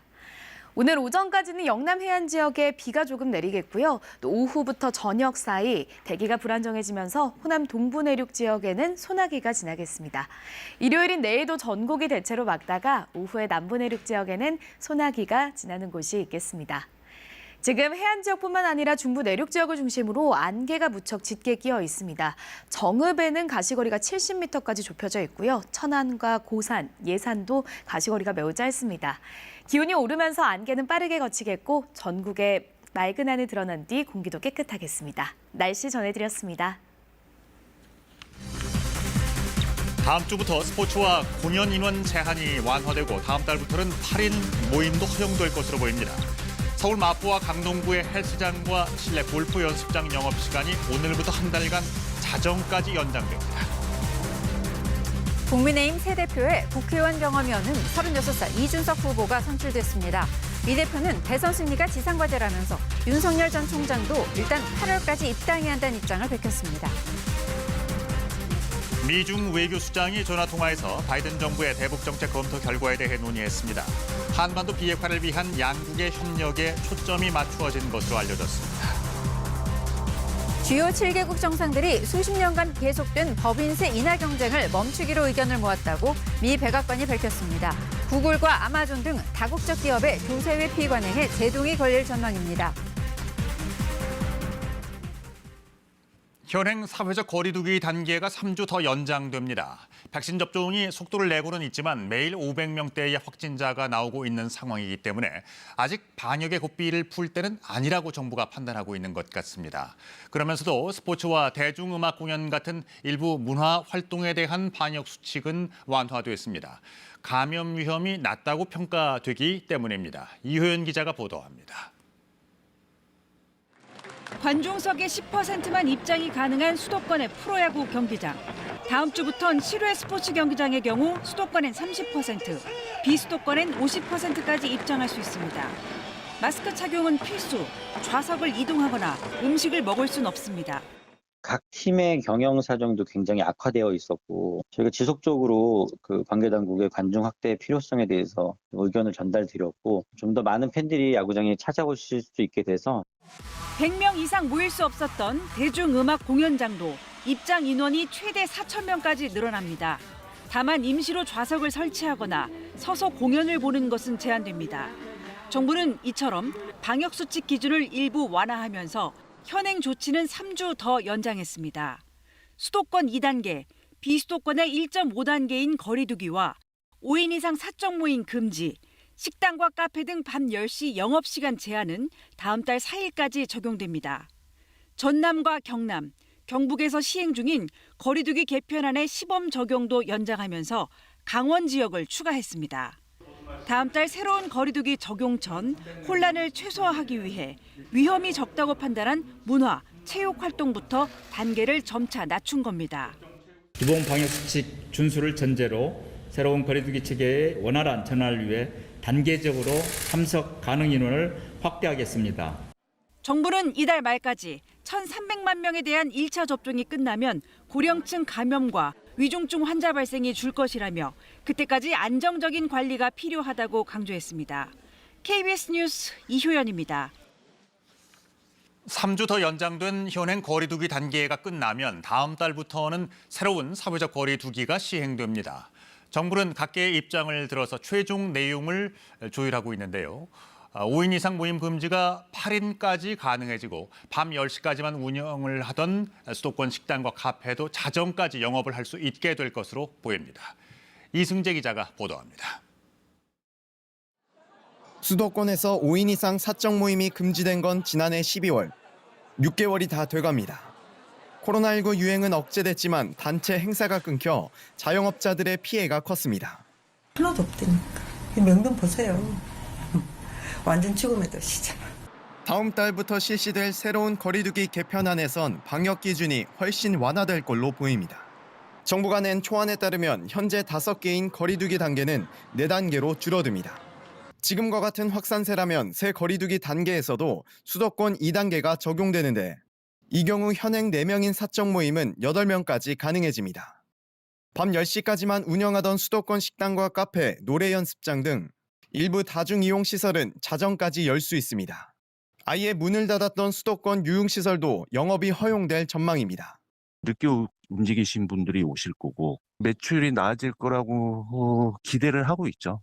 정부는 방역과 경제 양쪽을 고려하기 위해 40여 개 단체의 의견을 들었으며 조치를 완화하더라도 수도권 확진자 수는 급증하지 않을 걸로 내다봤습니다. 인구 집단의 한 4분의 1 정도 예방접종이 이루어지게 되면 그때부터는 일상생활의 어떤 회복이라는 어떤 측면들을 단계적으로 좀 시행할 필요가 있고 새로운 사회적 거리두기 최종안은 다음 주에 공개됩니다. 방역당국은 이달까지 백신 1차 접종 1,300만 명을 달성하고 신규 확진자 규모가 안정적으로 관리될 경우 다음 달 5일부터 이를 적용할 예정입니다. KBS 뉴스 이승재입니다. 서울 마포구와 강동구의 헬스장과 실내 골프 연습장 영업시간이 오늘부터 한 달간 자정까지로 연장됩니다. 서울시는 서울형 상생 방역 시범 사업에 참여하는 헬스장과 실내 골프 연습장 36곳의 영업시간 제한이 오늘부터 자정까지로 연장된다고 밝혔습니다. 해당 업소들은 마스크 착용, 선제 검사, 밤 10시 이후 이용 인원 제한과 환기 등 강화된 4대 방역 수칙을 이행해야 합니다. 요즘 코로나19 백신 접종이 속도를 내고 있는데요. 이러한 배경에는 백신에 대한 국민들의 인식이 크게 좋아진 영향도 있습니다. 백신을 안 맞겠다는 비율이 한 달 전 20%가 넘었는데 최근 들어서는 7% 아래로 뚝 떨어졌습니다. KBS와 서울대 보건대학원의 네 번째 공동 여론조사 결과를 정현우 기자가 전해드리겠습니다. 불과 한 달 사이 코로나19 백신에 대한 여론이 크게 달라졌습니다. 지난달 조사에서는 백신을 맞겠다는 응답이 59.2%였는데 이번 조사에서는 75.5%로 껑충 뛰었습니다. 2주 전에 나왔던 방역당국 조사와 비교를 해봐도 이 바뀐 분위기가 뚜렷합니다. 백신을 맞지 않겠다는 응답은 6.9%, 처음으로 10% 아래로 떨어졌습니다. 자녀 백신 예약한 친구들은 자랑하려고 이제 SNS에 올리고 이런 식으로 많이 공유하고 있거든요. 그런 거 보면서 이제 백신에 대해서 많이 이미지가 달라졌구나. 백신에 대한 여론 반전, 역시 핵심은 아스트라제네카 백신에 대한 인식 개선이었습니다. 아스트라제네카 백신이 안전하다고 답한 응답자는 56%, 지난달과 비교하면 2배 가까이 늘었습니다. 실제 주변에서 접하는 긍정적인 접종 후기 등이 영향을 준 것으로 보입니다. 제가 이렇게 맞아보고 이렇게 느껴보니까 그게 아니다. 동료도 이렇게 맞아보니까 그게 아니다 그렇게 생각했어요. 지금은 다 이렇게 권장하고 지금 하고 있습니다. 이렇게. 남은 과제도 확인됐습니다. 국민들은 실외 마스크 착용 의무 해제 같은 접종자 인센티브 도입이 접종률을 높이는 데 도움이 될 거라면서도 동시에 방역망에 구멍이 뚫릴까도 걱정했습니다. 마스크 벗고 야외를 다닐 수 있다고 하는 것은 한 번 접종으로 감염 예방 효과가 100%가 아니기 때문에 다시 한번 재고할 필요가 있고요. 이번 조사는 KBS가 K스텔 리서치에 의뢰해 전국 성인 남녀 1000여 명을 대상으로 실시했습니다. KBS 뉴스 정현우입니다. 국민의힘 새 당대표에 36살 이준석 후보가 당선됐습니다. 다양한 대선 주자들이 공존할 수 있는 당을 만들어 대선에서 승리하겠다고 강조했는데 윤석열 전 총장이 8월까지는 입당해야 한다는 뜻을 KBS와 인터뷰에서 밝히기도 했습니다. 강푸른 기자입니다. 국민의힘 당대표로 이준석 후보. 이준석 후보의 당선은 일반 국민 여론조사가 결정적 역할을 했습니다.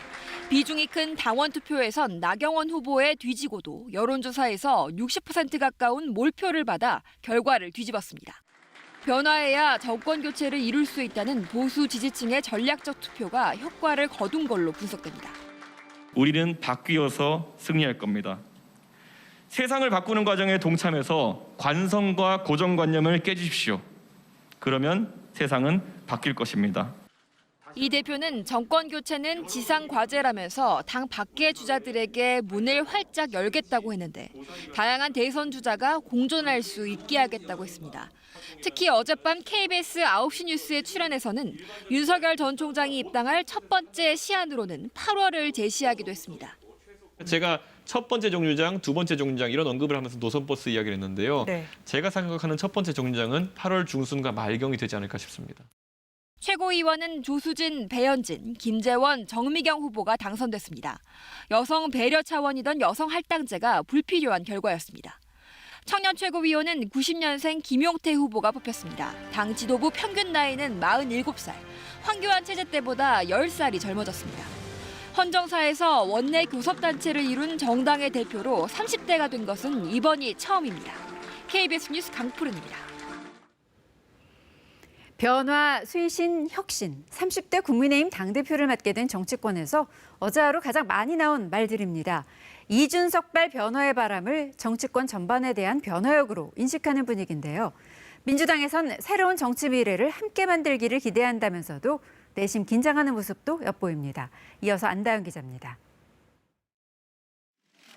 옛 한나라당 비대위원으로 정치권에 입문한 이준석 대표는 당시 이렇게 말했습니다. 저 같은 20대에게 손을 내민 것부터가 한나라당이 달라질 것이라는 그 어떤 일종의 예고편이었던 겁니다. 변화를 얘기했던 기간만 꼬박 10년. 제 나이 32를 두고 많은 분들이 너무 이른 것 아니냐. 30대 당대표를 선출하는 것이 두려운 당원들도 있을 것입니다. 그런데 이번엔 달랐습니다. 정권 교체가 절실한 야당의 당심이 새로운 정치를 바라는 민심과 맞물려 파격적인 변화를 택했다는 평가입니다. 당내에선 오랜만에 맞은 혁신의 순간, 대변혁, 정치혁명이라며 기대감에 부푼 모습입니다. 보수정당발 쇄신바람은 정치권 전반의 혁신 경쟁으로도 번지는 분위기입니다. 586 중심인 민주당은 더욱 신발끈을 동여매겠다 했고 대권주자 빅3는 경쟁 상대의 변화에 긴장된다. 뜨거운 혁신 경쟁을 벌이자 함께 고정관념을 깨자고 있습니다. 이제 민주당의 시간, 더 많은 혁신은 민주당 몫이라는 자성론도 잇따랐습니다. 서로가 자기 반성과 개혁을 통해 국민께 봉사하는 정치를 만들어 나갑시다. 문재인 대통령도 이 대표에게 축하 전화를 걸어 아주 큰일을 했다. 정치뿐 아니라 우리나라가 변화하는 조짐이라 생각한다고 말했습니다. 30대 영선 대표의 탄생은 탄핵 이후 4년간 존재감 약하던 보수정당이 만들어낸 변화입니다. 대선 전국을 앞두고 여야 모두에게 쇄신 경쟁의 기폭제로 작용할 거란 해석이 많습니다. KBS 뉴스 안다영입니다. 미국의 토니 블링컨 국무장관이 중국 양제츠 외교 담당 정치국원과 전화회담을 갖고 미국의 대북 정책 검토 결과를 논의했다고 밝혔습니다. 이번 통화는 세계 주요 7개국 G7 정상회의에서 바이든 미 대통령이 동맹 외교에 나서 중국을 견제하는 가운데 이뤄졌습니다. 워싱턴 김양순 특파원의 보도입니다. 토니 블링컨 미 국무장관과 양제츠 중국 외교 담당 정치국원이 전화통화에서 바이든 정부의 포괄적 대북 정책 검토 결과에 대해 논의했다고 미 국무부가 밝혔습니다. 블링컨 장관은 한반도 비핵화를 위해 미중 양국의 협력 필요성에 초점을 맞췄다고 밝혔습니다. 바이든 정부가 최근 완료한 대북 정책을 중국과 논의했다고 밝힌 것은 눈에 띄는 대목입니다. 미 국무부는 그러나 그에 대한 중국 측 입장을 묻는 KBS의 질문에는 원론적 답변만 되풀이했습니다. Obviously, what they discussed was our comprehensive DPRK policy review, which focused on the need for the United States as well as the PRC to work together for denuclearization of the Korean Peninsula. 미중 외교수장은 통화에서 코로나19 대응과 홍콩, 신장, 타이완 등 영내 문제에 대해선 첨예한 입장차를 드러냈습니다. 블링컨 장관은 먼저 세계보건기구의 2단계 전문가 연구 필요성을 포함해 바이러스의 기원 조사를 둘러싸고 투명한 협력이 필요하다고 강조했습니다. 양 정치국원은 이에 대해 코로나19 기원 문제를 정치화 말고 국제 방역 협력에 집중할 것을 촉구한다고 말했다고 중국 관영 CCTV가 보도했습니다. 이어 블링컨 장관이 타이완에 가하는 압박 정책을 중단하고 양안 문제를 평화적으로 해결할 것을 촉구하자 양제츠 정치국원은 미국이 타이완 문제를 신중하고 적절하게 처리해야 한다고 말했다고 중국 관영 CCTV가 보도했습니다. 미중 외교수장은 지난 3월 미국 알래스카 담판에서 첨예한 입장차를 보인 이후 다시금 충돌한 모습입니다. 이번 통화는 세계 주요 7개국 G7 정상회의에서 미국이 중국을 견제하며 동맹과의 외교를 복원하는 가운데 이루어졌습니다. 워싱턴에서 KBS 뉴스 김양순입니다.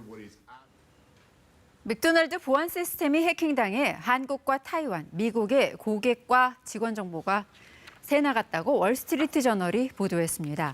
맥도날드는 최근 내부 보안 시스템에 대한 비인가 접근 사실을 발견하고 이를 차단한 뒤 사건을 조사하기 위해 외부 컨설턴트를 고용했다고 밝혔습니다. 조사 결과 해커들은 한국과 타이완 맥도날드에서 배달 고객들의 이메일, 전화번호, 주소 등 정보를 빼낸 것으로 드러났습니다. 맥도날드는 해킹 피해를 본 고객이 모두 몇 명인지 구체적으로 공개하지 않았습니다. 부산 해운대 LCT 특혜 분양 사건을 부실 수사했다며 시민단체가 검사들을 고발한 사건에 대해 고위공직자 범죄수사처가 수사에 착수한 것으로 확인됐습니다. 공수처는 부산참여연대와 적폐청산, 사회대기업 부산운동본부가 2017년 LCT 특혜 분양 사건을 수사했던 윤대진 당시 부산지검 2차장 검사와 수사검사 등 13명을 고발한 사건을 지난 4일 정식 입건했습니다. 두 단체는 LCT의 실질적 운영자인 이영복 회장이 특혜 분양을 했다며 사전 분양을 받은 것으로 지목된 43명을 2017년 검찰에 고발했고 부산지검은 지난해 10월 2명을 기소하고 나머지 41명은 무혐의 처분했습니다. G7 정상들이 국제사회에서 수십 년간 계속돼 왔던 법인세 인하 경쟁을 멈추기로 의견을 모았습니다. G7 정상들은 코로나19로 직격탄을 맞은 저개발 국가들에 대한 경제 지원 방안도 함께 모색하고 있습니다. 보도에 김기현 특파원입니다. 올해 G7 정상회의 결과 발표에 적어도 15%의 글로벌 법인세 최저 세율을 지지하는 내용이 포함될 것이라고 백악관이 밝혔습니다. 영국에서 열린 G7 정상회의 개막에 맞춰낸 보도자료를 통해서입니다. 정상 간 합의는 최근 G7 재무장관 논의 내용을 격상한 것으로 올가을 경제협력개발기구 OECD 회의에서 최종 결정될 것으로 보입니다. 해당 조치가 확정될 경우 구글이나 아마존 같은 다국적 기업이 특정 국가에서 막대한 이익을 내고도 세율이 낮은 국가에 본사를 두는 방식으로 조세를 회피하는 관행을 끊을 수 있을 것으로 기대됩니다. G7 정상들은 코로나19에 취약한 저개발 국가들의 백신 접종과 경기 회복을 돕는 방안도 논의했다고 백악관은 전했습니다. 여기에는 10억 회분 이상의 백신을 확보해 올 여름부터 제공하고 국제통화기금의 특별 인출권도 1,000억 달러가량 확대해 지원하는 방안 등이 포함됐습니다. Inequalities may be entrenched, and we need to make sure that as we recover, we level up across our societies and we build back better. 첫날 회의에서 주요 7개국 정상들은 미래 재정 건전성을 확보하기 위한 장기 정책이 필요하지만 각국의 경기 부양책은 당분간 지속돼야 한다는데 의견을 모은 것으로 알려졌습니다. 이와 함께 코로나19 이후 여러 나라에서 나타나는 물가 상승은 일시적인 현상이라는 평가에도 대체적으로 동의했다고 외신들은 전했습니다. 워싱턴에서 KBS 뉴스 김기현입니다. 9명의 목숨을 앗아간 광주광역시 재개발구역 내의 건물 붕괴 사고가 발생 나흘째를 맞았습니다만 충격은 여전히 가시질 않고 있습니다. 합동 분향소에는 추모 발길이 이어지고 있고 경찰은 수사에 속도를 내고 있습니다. 양창희 기자가 보도합니다. 광주 동구청 광장에 차려진 합동 분향소. 붕괴 사고 희생자들의 영정이 놓여 있습니다. 이제는 사진으로만 남은 익숙한 얼굴들. 믿을 수 없는 비극을 마주한 유족들은 슬픔에 목이 맵니다. 남일 같지 않은 사고에 이웃들도 추모하며 아픔을 같이 했습니다. 너무 이제 안타까운 사건이 일어나서는 안 될 사건이 일어나다 보니까 마음에도 너무 마음이 아프고 다시는 안 일어났으면 좋겠다는 생각이 듭니다. 경찰 수사도 빠르게 진행되고 있습니다. 철거업체와 감리에 이어 재개발 시공사인 현대산업개발의 현장 관계자 3명 등 지금까지 모두 7명을 입건했습니다. 안전에 주의를 기울이지 않아 17명의 사상자를 낸 업무상 과실치사상 혐의를 적용했습니다. 도급 계약을 맺은 업체가 또다시 하도급을 주는 이른바 불법 재하도급 정황도 속속 드러나고 있습니다. 철거 계약을 맺은 업체와 실제로 공사를 한 업체가 다르다는 사실이 확인된 겁니다. 건설산업기본법상 재하도급 금지 규정 위반 여부, 시공사와 조합, 그리고 철거업체 간 계약 과정에서의 불법 행위가 있었는지, 경찰은 재개발 조합이 철거업체를 적법하게 선정했는지, 담당 구청의 인허가 과정에는 문제가 없었는지도 들여다보고 있습니다. KBS 뉴스 양창입니다. 이번 건물 붕괴 사고의 사망자와 부상자는 모두 시내버스의 승객들이었습니다. 사고 직후 버스 안에서는 아들에게 전화를 걸어서 애타게 구조를 요청하는 70대 노모가 있었는데요. 통화 내용에 고스란히 담긴 사고 당시에 긴박했던 순간들을 김영창 기자가 재구성했습니다. 재개발구역 버스 정류장에 시내버스 한 대가 멈춰섭니다. 그리고 순식간에 무너져 내린 도로 옆 5층 건물. 콘크리트 덩어리와 철근이 버스를 덮쳤습니다. 버스에서 의식을 잃은 승객 75살 이모 씨. 잠시 뒤 의식을 찾은 이 씨는 휴대전화로 아들에게 전화를 겁니다. 사람도 난리 완전히 뭐가 무너졌다고? 위에서 많이 무너져갖고 엄마 앉은 저기 탁 내려앉았어. 엄마 그래 앉으면 죽겠다. 승객들의 비명으로 아수라장이 된 시내버스. 어머니는 이 와중에도 조심히 오라며 아들을 걱정합니다. 조심히 와. 네, 저기 난강변하겠지. 네, 조심히 와. 알았어요, 어머니. 조심히 모시고. 1분간의 통화를 마친 아들은 한 걸음에 병원으로 달려갔습니다. 하늘이 무너진 것 같았고 어떻게든 빨리 가가지고 어머니 나라도 가서 빨리 구출을 해야 되겠다 생각이 들었고. 이 씨는 오후 4시 59분쯤 129 구조대에 구조됐습니다. 매몰된 시내버스의 승객 17명 가운데 이 씨 등 생존자 8명은 앞쪽 좌석에 탔고 숨진 9명은 뒷좌석에서 발견됐습니다. 나무가 있고 버스가 있잖아요. 약간의 완충작용이 있어서 그나마 조금 더 인명피해를 좀 줄일 수 있었다. 승객들이 앉은 좌석 위치에 따라 사상자 17명의 생사도 엇갈렸습니다. KBS 뉴스 김영창입니다. 문재인 대통령이 G7 정상회의에 참석하기 위해 영국 코널에 도착했습니다. 오늘 밤부터 대면 정상외교도 재개할 예정인데 특히 한일 정상의 만남이 성사될지 관심입니다. 김경진 기자가 보도합니다. 문재인 대통령이 우리 시간으로 오늘 새벽 G7 정상회의가 열리는 영국 코널에 도착했습니다. 문 대통령은 현지 시간 13일까지 2박 3일간 영국에 머물며 G7 확대 회의 3개 세션에 참석합니다. 1세션에선 백신 공급 등 보건 역량 강화 방안이, 2세션에선 인권과 민주주의 등 가치 확산을 위한 공조 방안이, 3세션에선 기후변화 대응 방안이 각각 논의됩니다. 이번 G7 정상회의에선 코로나 극복 이후 세계 질서 개편에 대한 논의가 본격화될 것으로 보이는데 문 대통령은 한국판 뉴딜 등의 성과를 공유할 예정입니다. G7 정상회의를 계기로 코로나19 중단됐던 대면 정상외교도 18개월 만에 본격 가동되는데 우리 시간 오늘 저녁 호주 정상과 회담을 하고 이어 EU, 영국과도 양자회담을 합니다. 이 밖에도 현장 상황에 따라 프로사이드, 즉 약식, 비공식 회담 등 다양한 방식의 회동이 이뤄질 가능성이 있는데 특히 한미일, 한일 정상이 만날지 관심이 쏠립니다. 모태기 일본 외무상은 한일 정상회담 가능성에 대해 지금 시점에선 정해진 건 없다고 밝혔습니다. 청와대 고위 관계자는 한미일 3국 협력은 물론 일본 측과의 대화에 정부는 항상 열려 있다고 거듭 밝혔습니다. G7 회의 참석 이후 문 대통령은 오스트리아 대통령과 스페인 국왕 초청으로 13일부터 15일에는 오스트리아를, 15일부터 17일에는 스페인을 국빈 방문합니다. KBS 뉴스 김경진입니다. 북한이 김정은 위원장 주재로 노동당 중앙군사위원회 확대 회의를 열고 급변하는 한반도 정세를 언급하며 군이 격동태세를 견지할 것을 강조했습니다. 조선중앙통신은 오늘 노동당 중앙군사위원회 확대 회의가 6월 11일 당 중앙위원회 본부청사에서 진행됐다며 김정은 동지께서 확대 회의를 지도하셨다고 보도했습니다. 김정은 국무위원장은 회의에서 인민군대가 당의 군 건설 노선과 방침들을 완강히 관철해 나가며 고도의 격동태세를 철저히 견지해야 한다고 강조했습니다. 한 산후도우미가 태어난 지 100일도 안 된 신생아를 마구 흔들고 폭행하다 심지어 깨물기까지 하는 모습이 집안 CCTV에 고스란히 찍혔습니다. 인력 중개업체가 경력 3년이 넘는 베테랑이고 심화 교육까지 받았다며 추천한 도우미였습니다. 국민경 기자의 보도입니다. 한 여성이 무릎에 눕힌 신생아를 목도 받치지 않고 흔들자 아기의 머리가 양옆으로 심하게 꺾입니다. 사흘 뒤엔 엎드린 아기가 들썩일 정도로 등을 때립니다. 아기의 허벅지를 내려치더니 내던지듯이 소파에 눕힙니다. 계속 울자 이번에는 아기의 발을 깨물기까지 했습니다.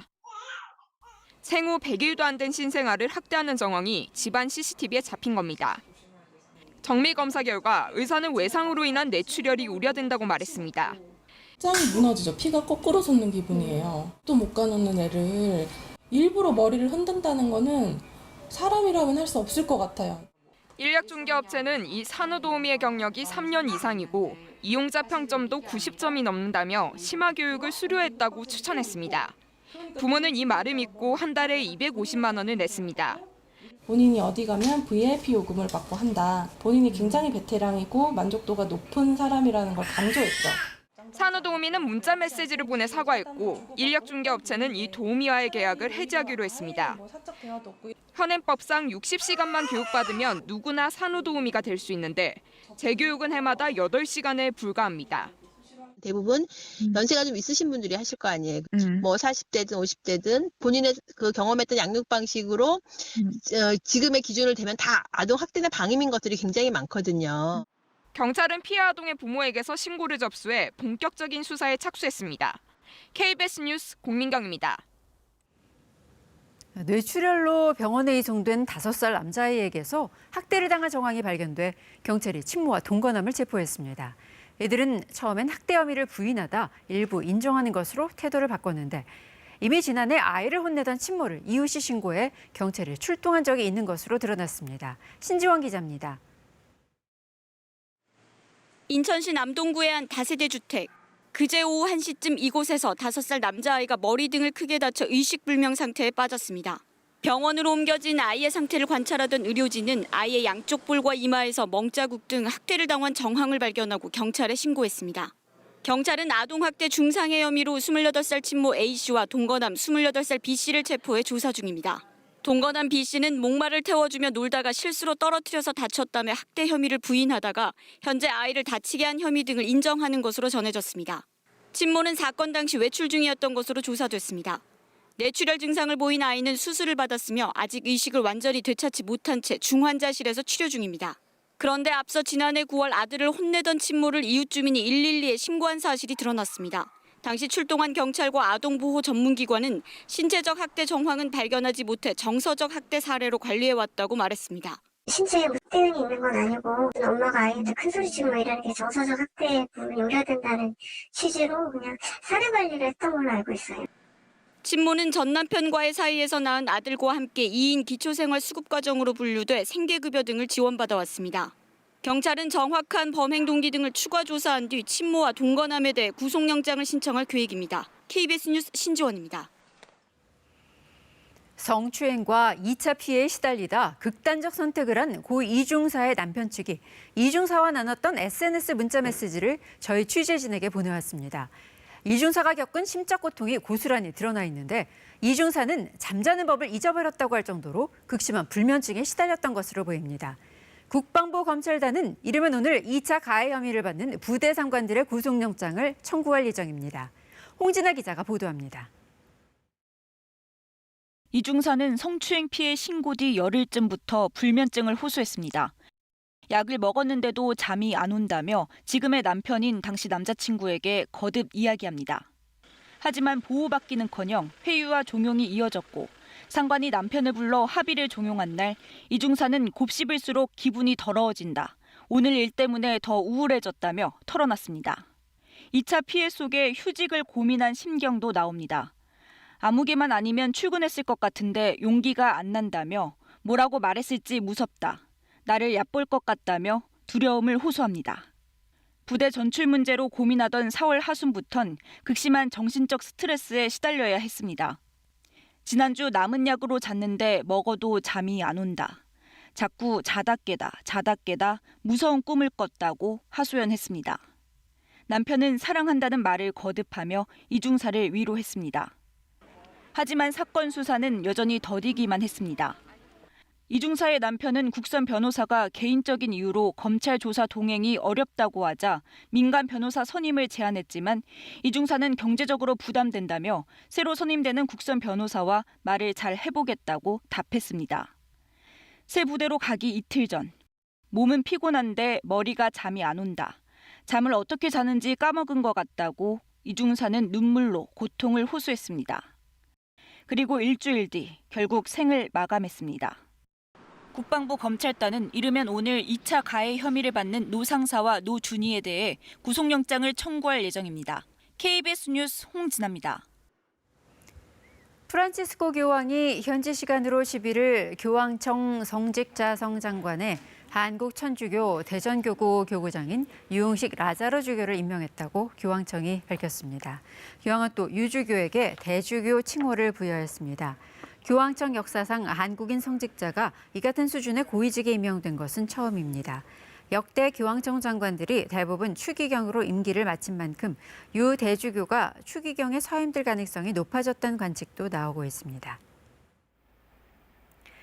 주말인 오늘 전국에 30도 안팎의 더위가 찾아오겠습니다. 서울과 광주의 낮 기온 31도, 대구 29도로 어제보다 1도에서 6도가량 기온이 높겠습니다.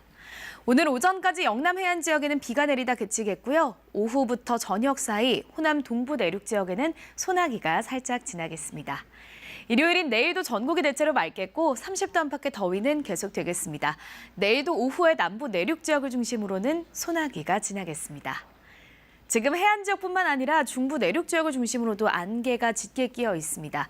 울릉도는 가시거리가 60m, 고산과 천안은 가시거리가 100m 안팎까지 좁혀져 있는데요. 안개가 빠르게 거치고 나면 전국에 맑은 하늘 드러나겠고 공기도 깨끗하겠습니다. 한낮 기온은 서울이 31도, 강릉 27도, 대전과 전주 30도, 포항 25도로 어제보다 기온이 조금 높겠습니다. 바다의 물결은 동해와 제주 먼바다에서 최고 2.5m까지 약간 높게 일겠습니다. 내일은 날씨가 매우 덥겠고요. 다음 주 초까지는 맑은 날씨 이어지겠습니다. 목요일에는 중부와 호남을 시작으로 금요일에는 전국에 비 소식이 있습니다. 날씨 정보 전해드렸습니다. 어제 한국은행 창립 기념일을 맞아서 이주열 총재가 기준금리 인상 가능성을 또다시 시사했습니다. 지금의 완화적인 통화 정책을 적절한 시점에는 정상화하겠다며 발언의 강도를 한층 높였습니다. 김범주 기자입니다. 이주열 한국은행 총재는 지난달 27일 올해 안에 금리를 올릴지 여부는 경제 상황 전개에 달려 있다며 다소 여운을 남겼습니다. 2주가 지난 뒤 발언의 강도는 조금 더 올라갔고 명확해졌습니다. 질서 있는 정상화라는 표현을 통해 기준금리 인상 가능성을 재차 시사했습니다. 우리 경제가 견실한 회복세를 지속할 것으로 예상된다면 현재의 완화적인 통화 정책을 향후 적절한 시점부터 질서 있게 정상화해 나가야 하겠습니다. 이 총재는 근거도 제시했습니다. 지표상 경제가 예상보다 빠르게 회복되고 있는 점, 여기에 낮은 금리 아래 가계부채가 늘어난 점 등을 구체적으로 언급했습니다. 자산시장으로 쏠리는 자금이 보다 생산적인 부문으로 흘러가도록 유도하는 한편 경제 주체들의 레버리지를 안정적인 수준으로 관리해 나가야 할 것입니다. 전문가들은 금리 관련 발언을 자제하는 중앙은행 총재가 연이어 인상 가능성을 언급했다는 점에 주목하고 있습니다. 자산 가격의 버블에 대해서 한국은행이 상당한 부담감을 느끼고 있는 것으로 보이고요. 이에 따라서 향후에 실시될 수 있는 금리 인상에 대해서 경제 주체들에게 미리 시그널을 보내고자 했던 것으로 해석이 됩니다. 한국은행은 이번 달 통화신용정책 보고서에서도 한두 번 기준금리를 올린다고 해서 긴축이라고 볼 수는 없다고 밝혀 최근 내부 분위기를 반영했습니다. KBS 뉴스 김범주입니다. 세종시에 세워진 관세청사나 관세평가분류원의 이른바 유령청사 사건은 관계기관이 모두 기본적인 이전 계획 고시 내용을 확인하지 않아서 벌어졌던 것으로 드러났습니다. 국무조정실은 조사 결과를 국가수사본부에 넘겨서 관련자들에 대한 수사를 의뢰했고 수사 결과에 따라서 이미 특별 공급을 받은 관평원 직원들의 분양 취소도 검토하기로 했습니다. 개현우 기자입니다. 세종시에 위치한 4층짜리 신축 건물. 관세청 산하 관세평가분류원 입주를 위해 171억 원을 들여 세웠지만 이전이 무산되면서 텅 비었습니다. 대전에 있는 관평원은 2005년 이전 계획 고시에 따라 애초부터 세종시 이전 대상 기관이 아니었습니다. 하지만 관세청은 2015년 관평원 청사 신축을 위해 이전 부지를 찾기 시작했고 부지 사전 검토를 진행한 행복청이나 예산안을 승인한 기재부 모두 관련 고시를 확인하지 않았습니다. 이전 대상 기관이 아니라는 사실은 2년 뒤인 2017년 행복청이 처음으로 확인했습니다. 하지만 이전 기간에 포함될 거란 관세청 해명만 믿고 건축 허가를 내줘 공사가 시작됐습니다. 국무조정실은 세종시 이전이라는 명목으로 관평원 전체 직원 82명 중 49명이 아파트 특별공급에 당첨됐다고 밝혔습니다. 이 가운데 9명은 전세 등 임대를 놓고 있고 1명은 이미 팔아치운 것으로 조사됐습니다. 의혹 대부분이 사실로 드러나면서 수사는 불가피해졌습니다. 국무조정실은 관련 자료를 국가수사본부에 보내 퇴직자를 포함한 당시 업무 관련자를 수사 의뢰했습니다. 관련 부처는 자체 감사를 통해 징계 등 인사 조치하겠다고 밝혔습니다. 또 특별공급에 당첨된 관평원 직원들의 분양 취소 여부는 국수본 수사 결과가 나오면 법리 검토를 통해 결정하기로 했습니다. 국무조정실로부터 자료를 넘겨받은 국수본은 부동산 투기 의혹을 수사 중인 정부합동 특별수사본부 지휘 아래 위법행위 여부를 철저히 수사하겠다고 밝혔습니다. KBS 뉴스 개원우입니다. 의사가 아닌 사람이 수술을 하는 대리수술 논란이 최근 잇따르며 수술실 CCTV 도입 여론이 커지고 있는데요.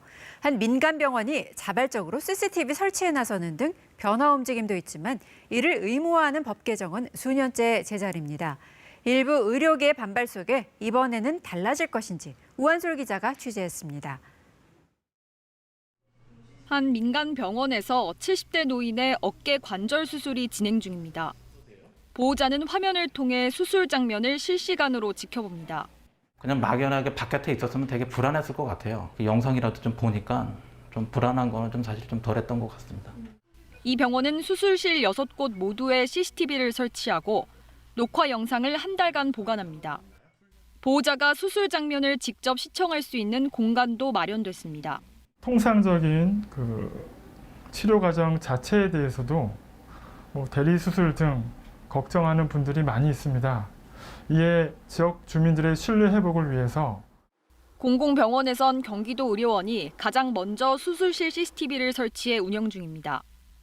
2년 넘게 1,200여 건을 녹화했는데 열람을 요구해온 환자는 아직 한 명도 없었습니다. 폭행이 있다든가 성추행이 있다든가 대리 수술을 했다든가 이런 건 보이겠죠. 수술실에 CCTV를 닿는 순간 자연적으로 예방될 겁니다.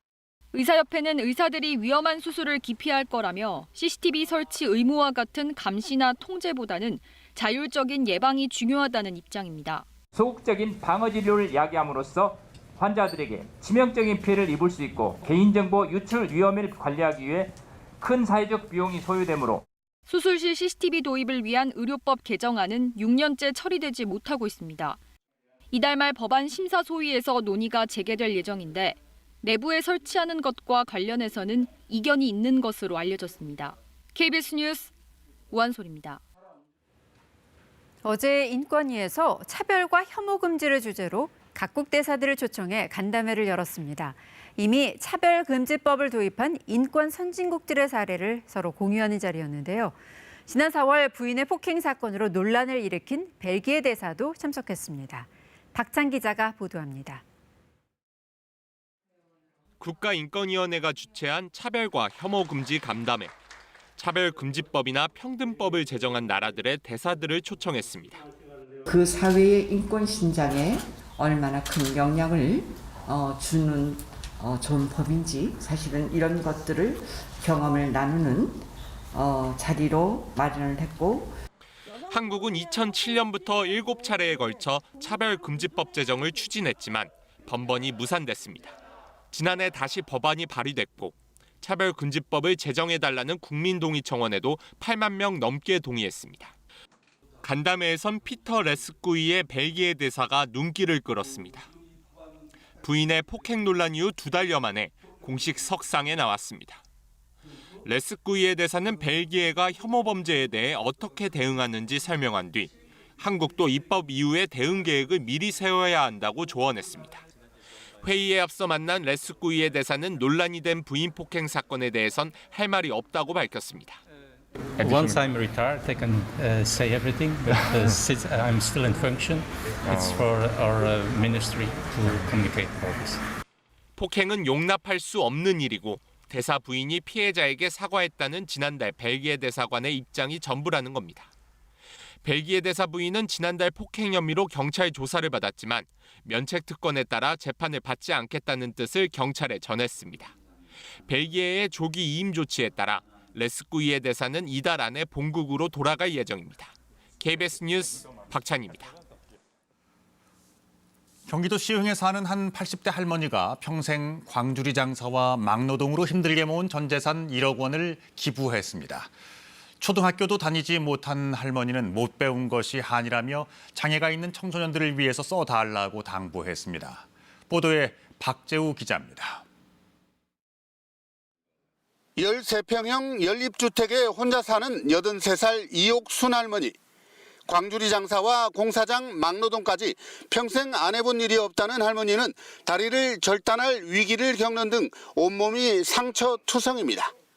학교에 다니지 못해 배우지 못한 게 한으로 남았습니다. 할머니는 제대로 걷지 못하면서도 폐지와 깡통을 주우면서 아끼고 모아온 전 재산 1억 원을 주민센터에 전달했습니다.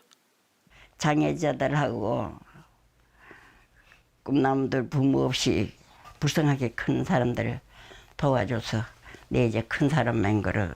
이제 할머니에게 유일하게 남은 것은 낡은 유모차 한 대뿐. 요즘도 유모차에 의지해 폐지를 줍거나 텃밭을 일구며 소탈한 생활을 하고 있습니다.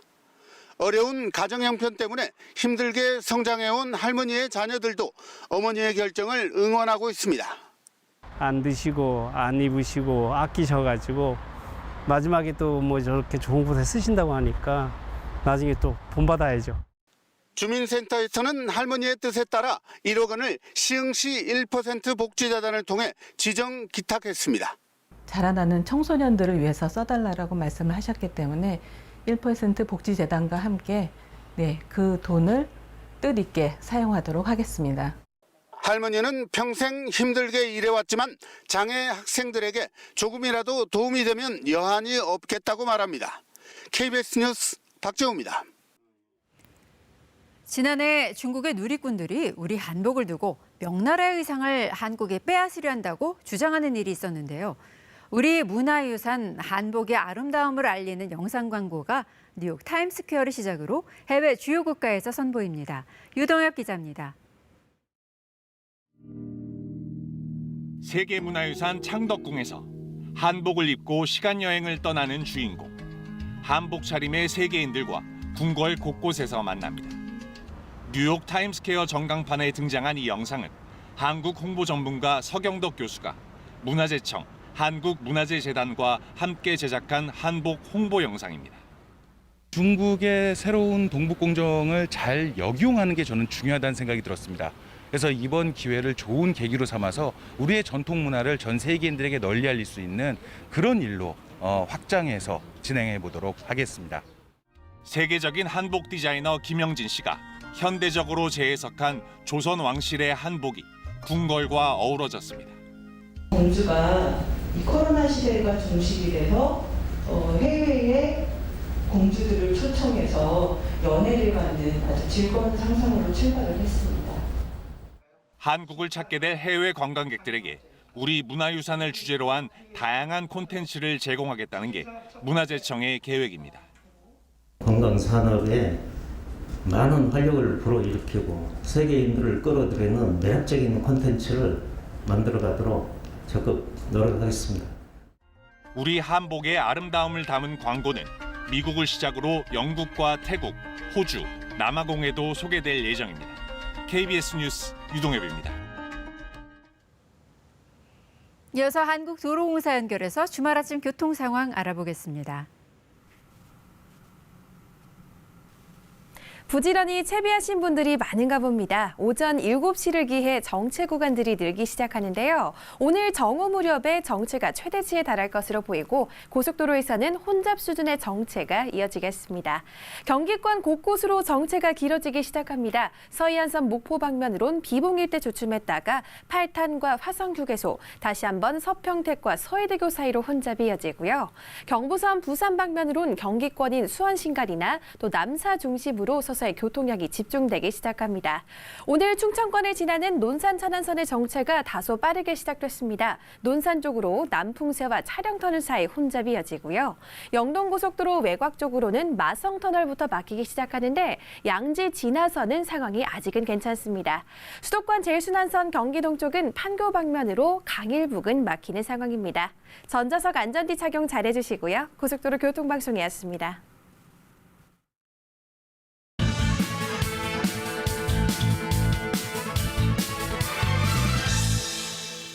제1야당인 국민의힘이 36살의 이준석 후보를 새 대표로 선출했습니다. 우리 현 정사에서 국회의원 경험이 없는 30대 인사가 주요 정당의 당수로 뽑힌 것은 그야말로 파격입니다. 김영삼, 김대중 전 대통령이 1971년 40대 기소론을 제기해 전국을 뒤흔들었던 상황과 비견될 만합니다.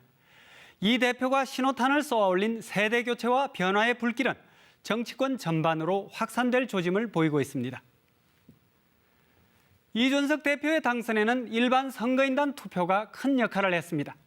전체 선거인단의 70%를 차지하는 당원 투표에서는 나경원 전 원내대표에게 3.5%포인트 뒤졌지만 일반 여론조사에서 58%가 넘는 압도적인 승리로 이를 만회했습니다. 야당 지지자들이 내년 대선을 앞두고 세대 교체와 변화의 상징이 필요하다는 전략적 고려를 한 것으로 분석할 수 있습니다. 이와 함께 서울 부산시장 보궐선거에서 확인된 2030 세대의 변화 열망이 이 대표 지지로 쏠렸다는 분석도 나옵니다. 이런 점을 의식한 듯 이 대표는 수락연설에서 당의 변화와 공정한 경쟁을 강조했지만 앞길에는 만만치 않은 과제들이 도사리고 있습니다. 먼저 선거 과정에서 과열됐던 후보 간 갈등과 분란 후유증을 치유하는 일이 시급해졌습니다. 정치적으로 불편한 관계였던 안철수 대표 측과의 합당도 매듭지어야 하고 장외에 있는 윤석열 전 총장의 입당 문제도 풀어야 합니다. 이 때문에 당내에서는 기대와 함께 정치 경험과 연륜 부족을 우려하는 시선도 엄연합니다. 또 이 대표가 과도한 능력주의와 안티 페미니즘을 부추긴다는 비판도 나옵니다. 보수 야당에서 30대 당대표의 등장은 우리 정치권에 적지 않은 충격을 주고 있습니다. 여야 대권 주자들이 앞다퉈 그 의미를 평가하고 있고 여당인 민주당 내에서도 자성의 목소리가 높아지고 있습니다. 문재인 대통령이 정치사에 남을 일이라며 축하하고 이 대표가 협치 모델을 만들겠다고 한 만큼 새로운 여야 관계가 구축될지도 관심사입니다.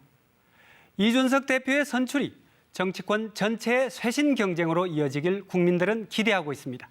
뉴스 해설이었습니다.